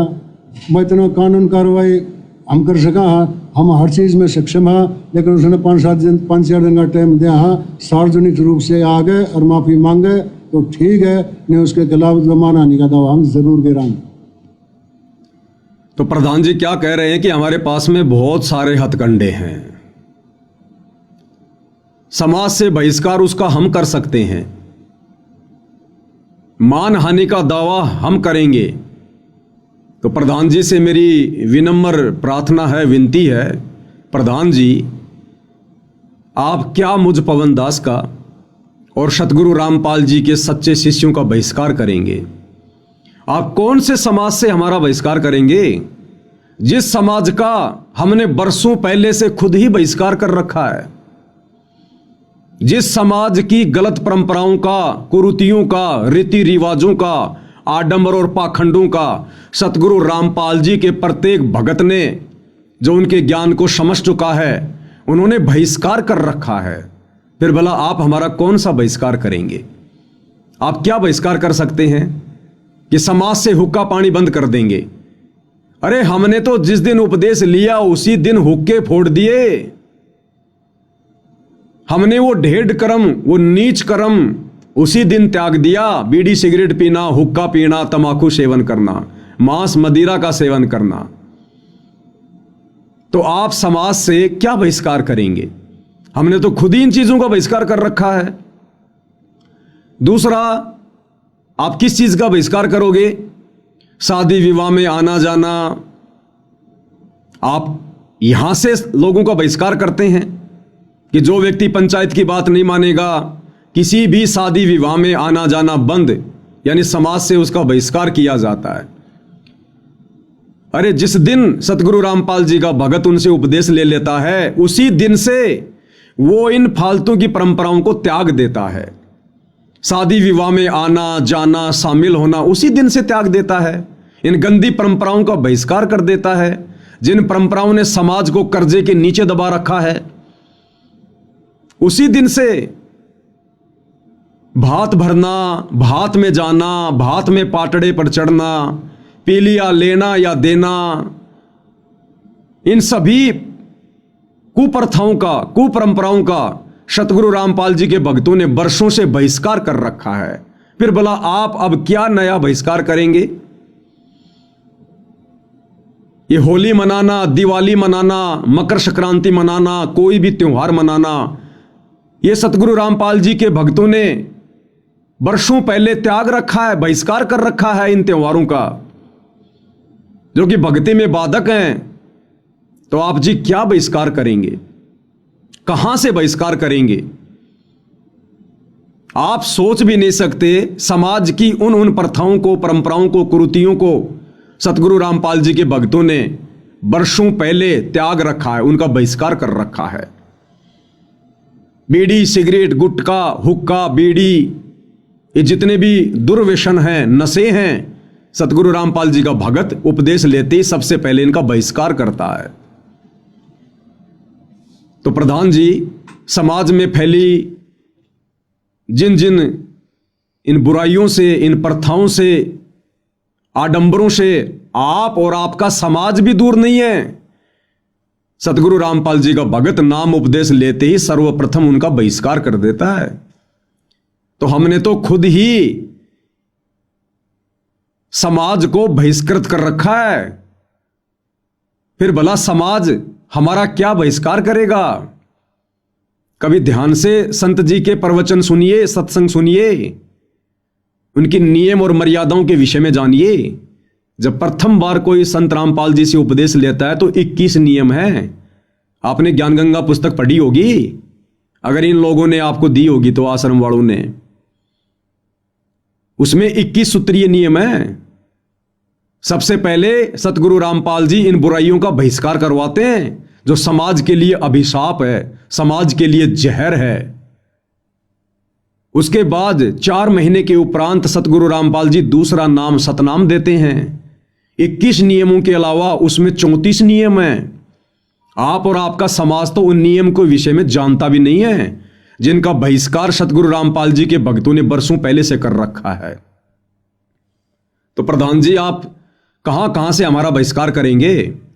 हमने तो पहले समाज का बहिष्कार कर रखा है। दूसरी बात, आप कह रहे हैं कि मानहानि का दावा ठोकेंगे। कहां ठोकोगे? कोर्ट में, न्यायालय में। अरे सरपंच जी, आप क्या बोल रहे हैं? लोग आपको सुन रहे हैं, लोग आपको देख रहे हैं। आपकी करनी और कथनी में रात दिन का अंतर हो रहा है। एक तरफ तो आप कहते हैं हम पंचायती हैं, खा पंचायत, जिसका जिक्र बीबीसी लंदन तक है, और जो न्याय हम कर देंगे वो कोई नहीं कर सकता, हम समाज से बहिष्कार भी कर सकते हैं। और दूसरी तरफ आप कह रहे हैं कि हम पवन दास के ऊपर मुकदमा ठोकेंगे। मुकदमा कहां ठोका जाएगा? कोर्ट में, न्यायालय में। फिर आपकी पंचायत क्या रह गई? फिर आप काहे के पंचायती? और क्या वजूद रह गया आपकी महम 24 खा पंचायत का? अरे पंचायतें तो अपना निर्णय स्वयं करती हैं, और आप कह रहे हो कि हम मुकदमा ठोकेंगे मानहानि का। तो आपकी पंचायत का फिर क्या वजूद रह गया जब आप पंचायतियों को भी पवन दास पर मुकदमा ठोकने के लिए कोर्ट में जाना पड़ रहा है? तो कौन सी न्याय प्रणाली बड़ी होगी? महम 24 खा पंचायत या फिर ये कोर्ट वाली पंचायत, जो उन पंचायतियों को भी कोर्ट में जाना पड़ रहा है? फिर आपकी पंचायत का क्या वजूद रह गया प्रधान जी? अरे पंचायतें तो अपनी परंपरा को बनाए रखते हैं, जो भी निर्णय होता है अपने स्तर पर करते हैं, कोर्ट का सहारा नहीं लेते। और यदि वर्तमान में कोर्ट का सहारा लेना पड़ रहा है तो छोड़ दो फिर अपनी झूठी पंचायतों को। केवल नाम रह गया, फॉर्मेलिटी रह गई। तो आप जी क्या कह रहे हैं और क्या करने जा रहे हैं, आप स्वयं अपनी करनी और कथनी के अंतर को देख सकते हैं। इसके बाद भाइयों और बहनों, खा पंचायत के एक दूसरे व्यक्ति जिनका नाम रामपाल राठी है, जो अपने आप को जनरल सेक्रेटरी बताते हैं खा पंचायत का, उनके भी विचार सुन लेते हैं। वो क्या कुछ कह रहे हैं मुझ पवन दास के वीडियो के ऊपर, उसके बाद उस पर भी स्पष्टीकरण देंगे। मैं रामपाल राठी 24 सर्व खा पंचायत का जनरल सेक्रेटरी। 2 दिन से विशेष वीडियो लोगों ने हमारे पास फ़ोन भी किए, वीडियो भी दिखाई। को पवन दास नाम का व्यक्ति है, महाराज जी की भी फोटो कैल से उठा लेता है और ये कहता है भाई ये हुक्का तो पंचायत का दादा लाई है, ये पियोगे। और हुक्का पीने वाले नीच होते हैं, ढेड होते हैं, घटिया होते हैं। इस प्रकार से जो उन्होंने बातें की हैं, ये 24 खाब जो है ऑल इंडिया क्या BBC लंदन तक इसकी चर्चाएं थी।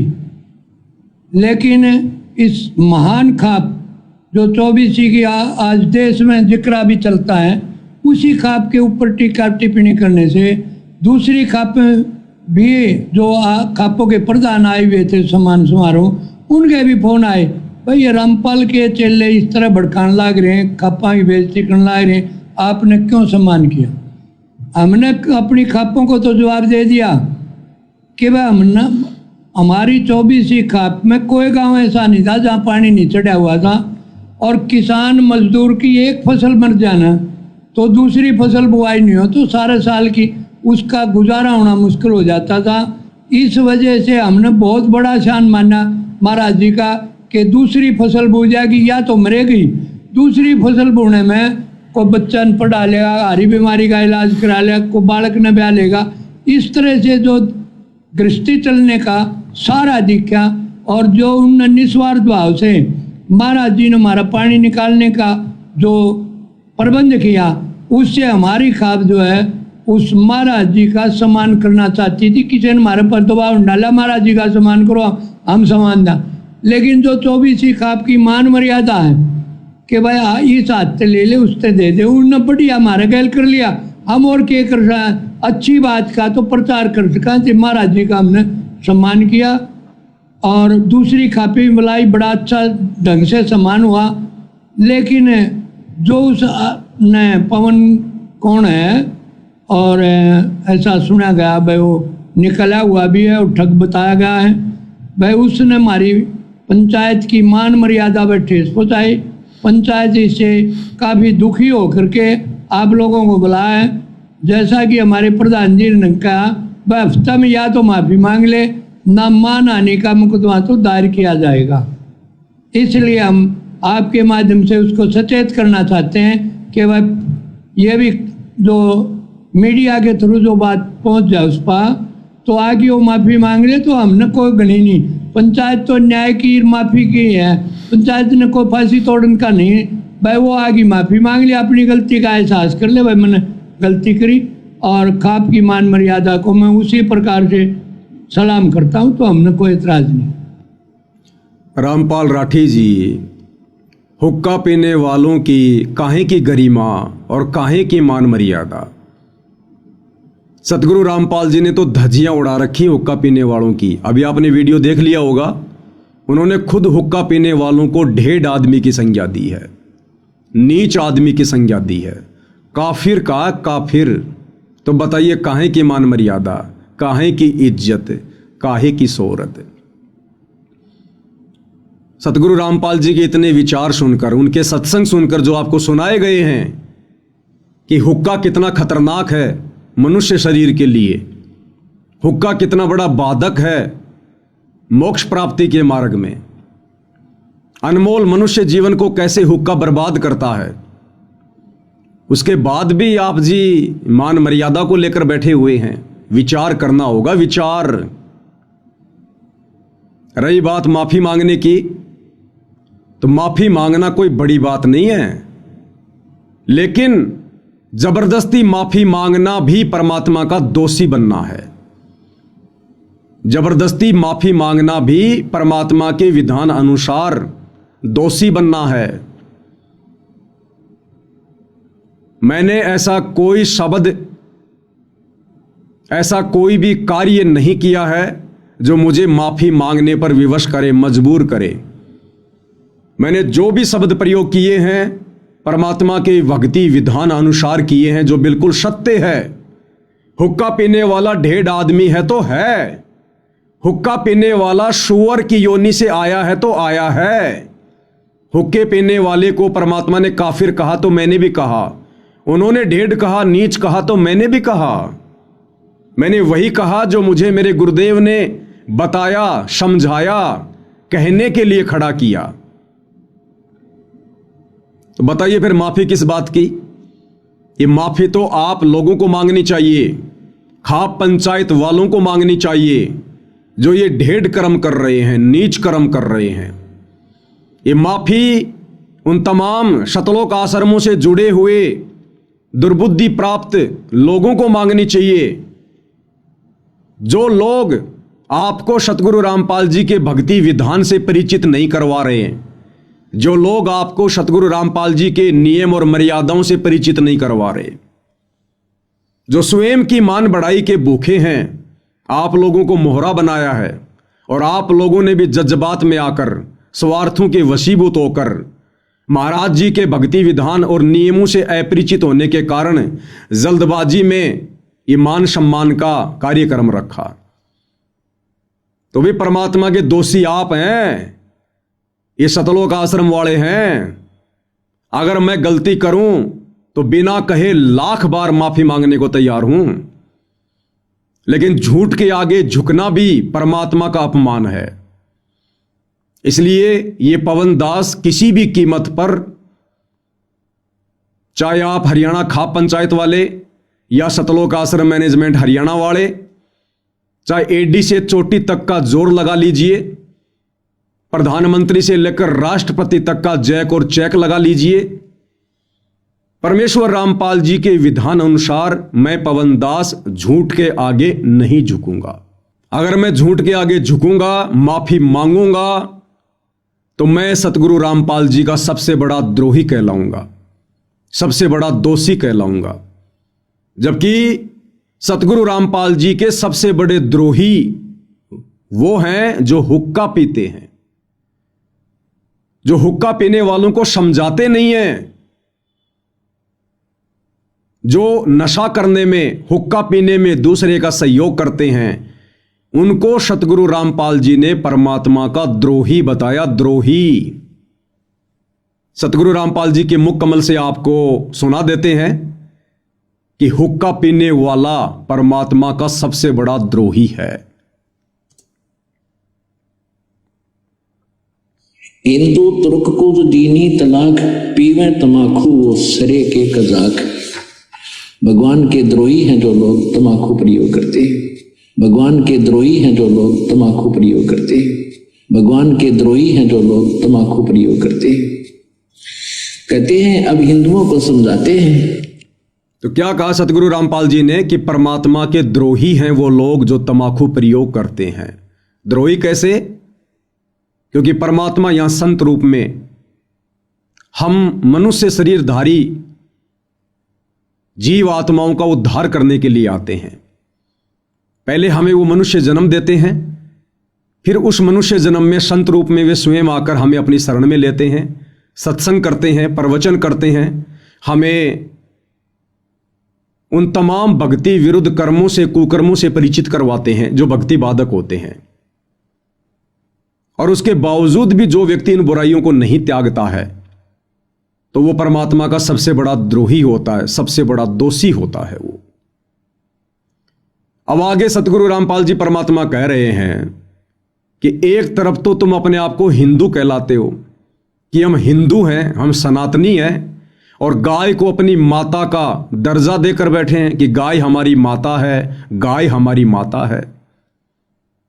प्रधान जी आगे इस सत्संग को ध्यान से सुनना जो सतगुरु रामपाल जी सुना रहे हैं।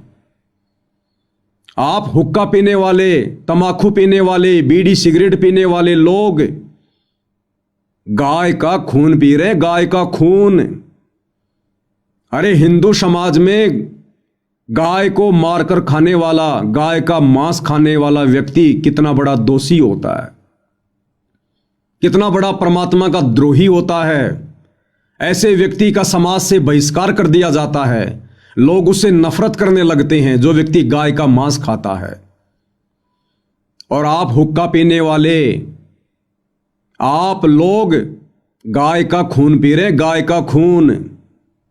आप लोगों को यही नहीं पता कि यह तमाकू बना कैसे है, तमाकू के बीज की उत्पत्ति हुई कैसे है, और ना आपको ये सतलोक आश्रम वाले बता रहे। अब सतगुरु रामपाल जी बताएंगे, सत्संग ध्यान से सुनिए। आप काहे के पंचायती हैं, काहे के प्रधान जी हैं आप? ये मनुष्य जन्म परमात्मा ने प्रधानी करने के लिए नहीं दिया। न्याय करने वाला धरती पर आ चुका है, परमपिता परमात्मा सतगुरु रामपाल जी भगवान। ये कर्मों के अनुसार न्याय होगा। अब जैसे ये प्रकृति आप लोगों के साथ में न्याय कर रही है, ये गांव में बाढ़ आई, फसल बर्बाद हो गई, ये प्रकृति न्याय कर रही है कर्मों का। अभी तो ना जाने कितने कर्म बाकी हैं जिनका प्रभाव आप लोगों पे पड़ेगा, देश दुनिया पर पड़ेगा, क्योंकि वर्तमान में सारी दुनिया युग परिवर्तन के दौर से गुजर रही है। 2028 निर्धारित समय है। हर प्रकार से प्रकृति तांडव मचाएगी। अभी तो ढंग से शुरुआत भी नहीं है। अतिवृष्टि, अनावृष्टि, ओलावृष्टि, सूखा, बाढ़, महामारियां, युद्ध, गृह युद्ध। अभी आपने देखा क्या है? अभी तो खाली एक बांध का पानी छोड़ा गया है जिसमें गांव के गांव डूब गए। जिस दिन वो बांध टूटेंगे उस दिन क्या होगा? वो मोटर और पाइप वो जमीन के नीचे धरे के धरे रह जाएंगे। ये आश्रम वाले कोई मदद नहीं कर पाएंगे, खुद की भी नहीं कर पाएंगे। उन कर्मों से आप लोगों को कौन बचाएगा? ये परमात्मा बचाएगा, सतगुरु रामपाल जी भगवान बचाएगा। और कब बचाएगा? जब आप उनकी शरण में आओगे, हुक्के जैसे नीच कर्म को त्याग दोगे, हुक्के को फोड़ के घर से बाहर फेंक दोगे, उनकी शरण में आकर शत भक्ति करोगे। तो एक तरफ तो आप अपने आप को पंचायती कह रहे हैं, अपने आप को सनातनी कहते हैं, हिंदू कहते हैं, और रोजाना आप लोग तंबाकू के माध्यम से गाय का खून पी रहे हैं, गाय का खून। सतगुरु रामपाल जी अपने ही पुराणों से दिखा रहे हैं, बता रहे हैं कि तंबाकू की उत्पत्ति गाय के खून से हुई है, गाय के खून से। तो बताइए सरपंच जी, प्रधान जी, ये मानहानि का दावा आपके ऊपर नहीं बनता क्या? इन हुक्का पीने वालों के ऊपर नहीं बनता क्या? बीड़ी सिगरेट पीने वालों के ऊपर नहीं बनता क्या? अरे गाय तो आपकी भी माँ है, और यदि आपकी माँ का कोई खून पिएगा, तंबाकू पिएगा, तो क्या आप उसके ऊपर मानहानि का दावा नहीं करोगे? और यदि आप हुक्का पी रहे हैं, अपनी माँ का खून पी रहे हैं, गाय का खून पी रहे हैं, तो क्या कोई आपके ऊपर मानहानि का दावा करने का अधिकारी नहीं है? तो भाई पहले पंचायती बनो, और उसके लिए सबसे पहले सतगुरु रामपाल जी के सत्संग सुनो, उनके प्रवचन सुनो। परमात्मा कहते हैं भक्ति बिना नर और खर एक है। भक्ति यानी ज्ञान। कौन सा ज्ञान? सच्चा ज्ञान, सत ज्ञान, तत्व ज्ञान, जो वर्तमान में केवल धरती पर सतगुरु रामपाल जी के पास है। ये बाकी आचार्य, शंकराचार्य, महर्षि, संत, मंडलेश्वर, इनके पास ज्ञान नहीं है, छींट भी नहीं है। सतगुरु रामपाल जी की शरण में आकर इनका ये तत्व ज्ञान समझे बिना खुद कबीर भगवान कह रहे हैं कि वो प्राणी और गधे में यानी खर में कोई अंतर नहीं है। तो जब तक भाई इस देश दुनिया का कोई भी व्यक्ति, जिसमें राजा भी आ गया, जिसमें प्रजा भी आ गई, जिसमें आप प्रधान जी भी आ गए, सब आ गए, जो व्यक्ति सतगुरु रामपाल जी से उपदेश लेकर सत भक्ति नहीं करता है, उसको सतगुरु रामपाल जी ने, कबीर भगवान ने गधे की श्रेणी में लिया। गधे की श्रेणी में। भक्ति बिना नर और खर एक हैं, जिन हरि पद नहीं जान्या, पूर्ण ब्रह्म की परख नहीं रे, पूज मरे पाषाणा। इन पत्थर पूजने वालों को सतगुरु रामपाल जी ने गधे की श्रेणी में रखा है, जो मनुष्य जन्म प्राप्त करके भी सच्चे सतगुरु के सत ज्ञान से वंचित रहकर और अंत में 84 लाख योनियों में गधे की योनि ही प्राप्त करेंगे।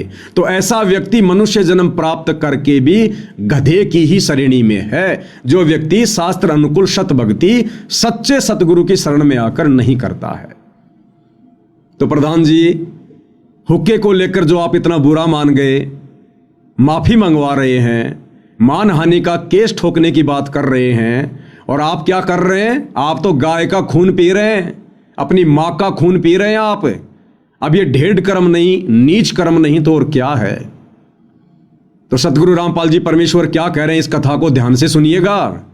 और यह कथा ध्यान से सुनने के बाद मुझ पवन दास पर मानहानि का दावा ठोकने से पहले इन सतलोक आश्रमों में जाकर, और जो जो गणमान्य व्यक्ति इन आश्रमों में बैठे हुए हैं, जिनके साथ बैठकर आपने ये प्रेस कॉन्फ्रेंस की है, अमन गोदारा, चांद राठी, इन लोगों से पूछिए कि भाई आप लोगों ने हमें ये बातें पहले क्यों नहीं बताई कि महाराज जी ने हुक्का पीना 1.5 आदमियों का काम बताया है।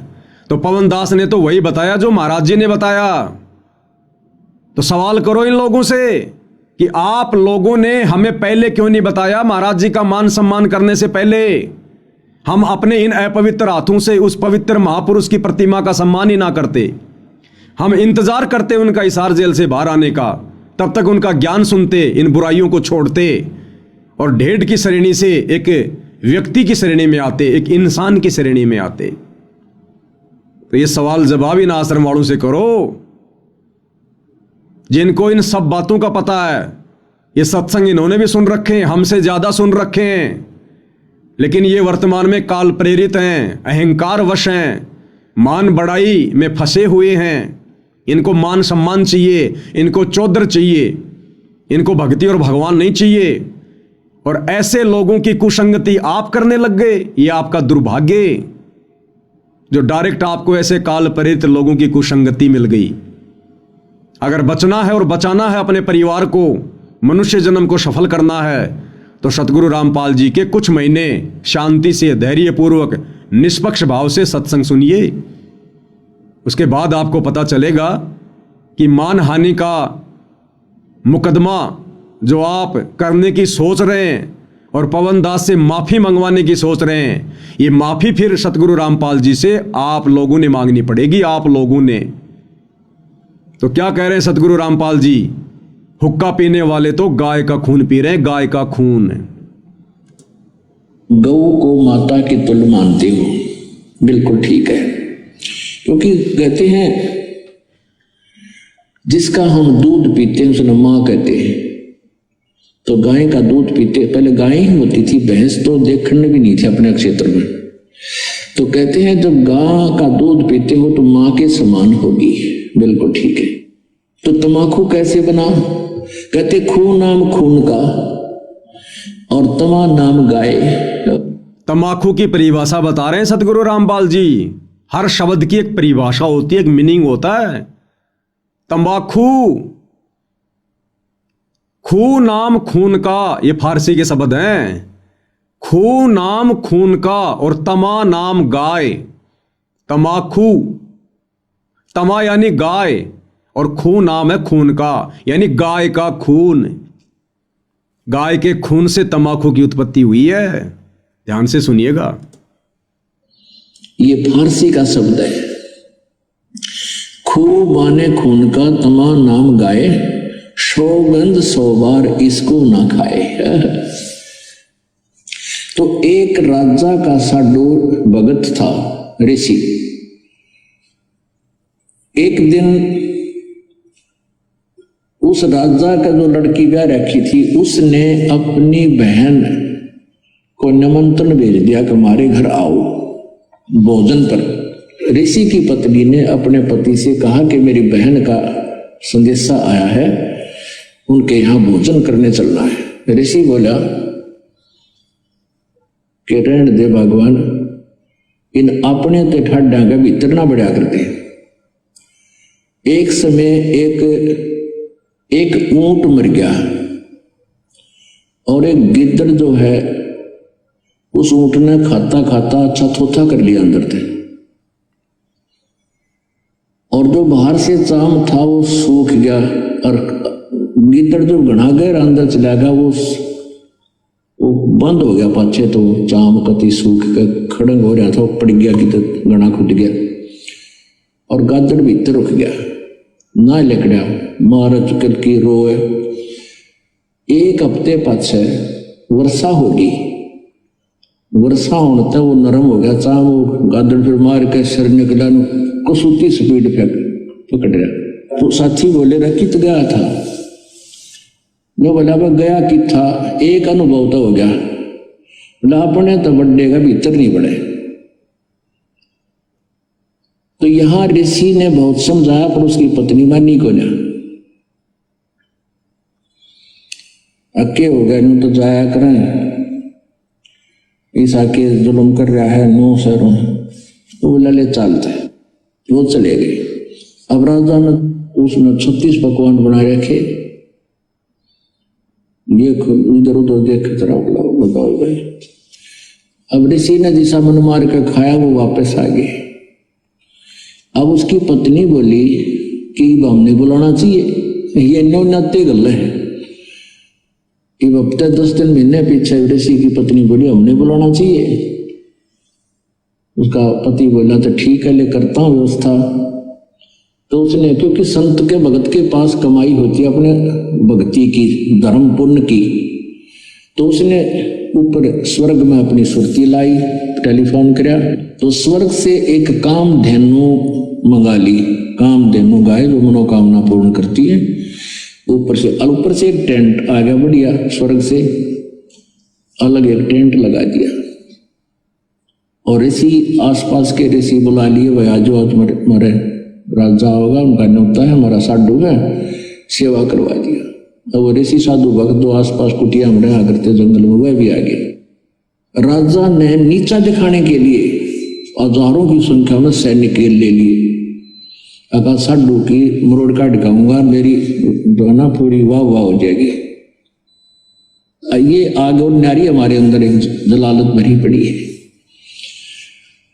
तो राजा ने सैकड़ों हजारों सैनिक ले लिए और आप भी चल पड़ा। अब ऋषि ने वहां जैसी व्यवस्था थी अपना घास फूस बिछा कर वहां टेंट लगवा दिए, बिस्तर बिछवा दिए। क्योंकि संतों के पास एक ऐसा धन होता है, वो अपनी सिद्धि से बहुत कुछ व्यवस्था कर सकते हैं। अब सारे टेंट लगा रखे, टेंट फूस बिछा के ऊपर तो वो अच्छे बढ़िया वस्त्र बिछा रखे। तो भोजन शुरू हो गया। अब उसमें क्या था कि वहां जाकर के एक प्रार्थना करते थे कि इतने व्यक्तियों का भोजन तैयार हो, कामधेनु माता उतना तैयार हो गया। वो जावे और प्लेट ठा के सप्लाई करने लगे, सब छका दिए बढ़िया भोजन। राजा ने सोचा भाई वो भिखारी आदमी घास फूस खानिया और इतने बढ़िया भोजन ये लाया कहां से? हर प्रकार के जैसे राजा ने पकवान बनाए थे उसी टाइप के आइटम, पर उनसे भी स्वादिष्ट। जब सब खाना वाना खा लिया, राजा ने पूछा वो कहां से लाए, ये भोजन कहां से बनवाया आपने? तो उसने कहा राजन, मैंने स्वर्ग से अपनी कमाई मत अपने पुण्य डिपॉजिट करवा के वहां से मंगाई है। एक कामधेनु है, इस कामधेनु गाय में इतनी वो है कि कितना ही भोजन करने गया पूरी सेना भी जमाई जा सकती है। मेरे पास कई लाख सेना, बोला जी सारी सेना पूरी पृथ्वी ने भी जमा ले, चाहे इसने खाना खिला दे। राजा बोला सैनिकों इस गाय को छीन लो। साधु की यार इतनी हो है, सैनिकों इस गाय को छीन लो और चलो, ये कंगाल के करेगा अपना काम आवेगी, राजा के घर पे जरूरत है इसकी। तब ऋषि ने कहा कि हे माता आप स्वर्ग चली जाइए, मेरी काबू से बाहर बात हो गई है। तो ऐसे ही वो गौ जो है ना कामधेनु उस टेंट को चीरती हुई आकाश में उड़कर चल पड़ी। राजा ने तीर मारा, वह खुरमा लग गया और खुरमे से रक्त गिरता हुआ जहां जहां भी रक्त गिरा उस गाय का, वहां पर यह बीमारी पैदा होगी, तमाकू। अब क्या बताते हैं कि तुम एक तरफ तो हिंदू को आओ और फिर गाय के खून न पियो, तमाकू बना कर हुक्का में डाल के बीड़ी सिगरेट पी के। या तो तुमने ज्ञान नहीं या स्वाद पड़ गया। ज्ञान नहीं था तो अब समझ लीजिए, और ये इसे अड़ंगे का स्वाद अच्छा नहीं होता जो शरीर में नुकसान सारे खराब करे। तो क्या बताते हैं, खून नाम खूं का तमा नाम गाय, सौगंध 100 बार इसको ना खाए। कहते हैं 100 बार सौगंध, इसकी 100 बार प्रतिज्ञा करो, इसको खाना नहीं। तो हरियाणा मुहिम 24 खा पंचायतों के आदरणीय प्रधान जी, सरपंच जी, अभी आप जियों ने सतगुरु रामपाल जी के मुख कमल से सुना कि इस तमाकू जैसी बीमारी की उत्पत्ति कैसे हुई। गाय के खून से तमाकू बना है, गाय के खून से तमाकू का पौधा। जिस तमाकू को आप जी पंचों का प्याला कहते हैं, अपनी गरिमा समझते हैं, ये गाय के खून से बना है। तो एक तरफ तो आप अपने आप को हिंदू कहलाते हो कि हम हिंदू हैं, हम प्रधान हैं, हम सरपंच हैं, हम सनातनी हैं, हम न्याय करते हैं। अब आप खुद ही बताइए ये काहे का न्याय है? जो व्यक्ति गाय का खून पी रहा है, ऐसा व्यक्ति तो परमात्मा का द्रोही है, द्रोही। तमाकू पीने वाले को परमात्मा ने ढेड की संज्ञा दी है, इसलिए क्योंकि इसकी उत्पत्ति गाय के खून से हुई है और मोक्ष प्राप्ति में यह सबसे ज्यादा बाधक है, जो हमारे 10वें द्वार सुषुम्ना द्वार को बंद कर देता है। आप तमाम प्रधानों से, सरपंचों से, जिन जिन को मेरे द्वारा बनाए गए वीडियो से आपत्ति हुई है, आप सभी से विनती है, प्रार्थना है, आप तमाम लोग मेरे लिए आदरणीय हैं, सम्माननीय हैं। और ये वीडियो मैंने किसी राग द्वेष या ईर्ष्या के वशीभूत होकर नहीं बनाया है, क्योंकि सतगुरु रामपाल जी के सत भक्ति मार्ग में राग द्वेष और ईर्ष्या के लिए कोई जगह नहीं है। स्वयं सतगुरु रामपाल जी कहते हैं कि एक शत्रु एक मित्र है, भूल पड़ी रे प्राण, यम की नगरी जाएगा शब्द हमारा मान। और राग द्वेष बड़े रोग हैं, यम के पड़े जंजीर। राग द्वेष तो मुझ पवनदास को या साध संगति से जुड़े हुए मेरे किसी भी भगत भाई बहन को, इन शतलोक आश्रम वालों से भी नहीं है, सतगुरु रामपाल जी के नालायक बेटा बेटी भाई बंधु रिश्तेदारों से भी नहीं है, जो आए दिन भगत समाज की मर्यादाएं तुड़वाते रहते हैं, संत समाज से भक्ति विरुद्ध कर्म करवाते रहते हैं। राग द्वेष और ईर्ष्या तो हमें उनसे भी नहीं है, क्योंकि उनके कर्म अंत में उन्हीं को भोगने पड़ेंगे। और सच कहना कोई दोष नहीं है, इसलिए सच हम अंतिम श्वास तक कहेंगे। और हुक्का पीने वालों को जो ढेड व्यक्ति की श्रेणी में लिया गया है, नीच और काफिर व्यक्ति कहा गया है, ये सच है, परम सच है। स्वयं परमात्मा ने कहा है, सतगुरु रामपाल जी ने अपने मुख कमल से कहा है। तो माफी मांगने का तो यहां पर कोई सवाल ही पैदा नहीं होता है। बाकी आप किसी भी कानूनी कार्रवाई के लिए स्वतंत्र हैं। ये सच जब तक सतगुरु रामपाल जी का आशीर्वाद है, मैं यूं ही कहता रहूंगा। तमाम उनके फॉलोअर जो उनको पहचान चुके हैं, उनके ज्ञान से परिचित हो चुके हैं, वो इसी प्रकार से कहते रहेंगे। तो मेरा किसी से कोई राग द्वेष नहीं है। अंत में मेरा आप सभी से यह निवेदन है, मुकदमे चाहे 50 करो, नो प्रॉब्लम, लेकिन मुकदमा करने से पहले आप मुकदमा किस विषय पर करने जा रहे हो, उसमें कितनी सच्चाई है। सतगुरु रामपाल जी के सत्संग सुनकर, कुछ एक सत्संग मैंने आपको सुना दिए हैं, ये तो केवल अंश मात्र जानकारी है। बाकी आप उनके यूट्यूब पर सत्संग सुनिए। नशे को लेकर, हुक्के को लेकर एक काफिर का अंग उनका सत्संग है, लगभग 1.5 घंटे का। आप यूट्यूब पर सर्च कीजिए, काफिर का अंग संत रामपाल जी महाराज। 1 घंटा 40 मिनट का सत्संग होगा। उसमें नशे के ऊपर, तमाकू के ऊपर, मांस खाने वाले के ऊपर, शराब पीने वाले के ऊपर उन्होंने विशेष तौर पर स्पष्टीकरण दिया है। उसके बाद आप जी कोई कदम उठाना, अन्यथा आज आप खाप पंचायत के प्रधान जो मुझ पवनदास के ऊपर मानहानि का बेबुनियादी मुकदमा ठोकने जा रहे हैं, मेरा तो इस मुकदमे से कुछ भी नहीं बिगड़ेगा, कुछ भी नहीं बिगड़ेगा। पिछले 9 वर्षों से ये सतलोक आश्रम वाले ना जाने मेरे ऊपर कितने मुकदमे करवा चुके हैं, मुझे जेल करवा चुके हैं, हर प्रकार से मेरे साथ मार पिटाई करवा चुके हैं। धमकियों की तो गिनती नहीं, गालियों की तो बौछार कर रखी है। 9 साल से जब ये मेरा कुछ नहीं बिगाड़ पाए, बाल बाका नहीं कर पाए, तो प्रधानों आप क्या कर पाओगे? फिर भी आपको लगता है कि हम कुछ कर सकते हैं, तो आप जी अवश्य कीजिए।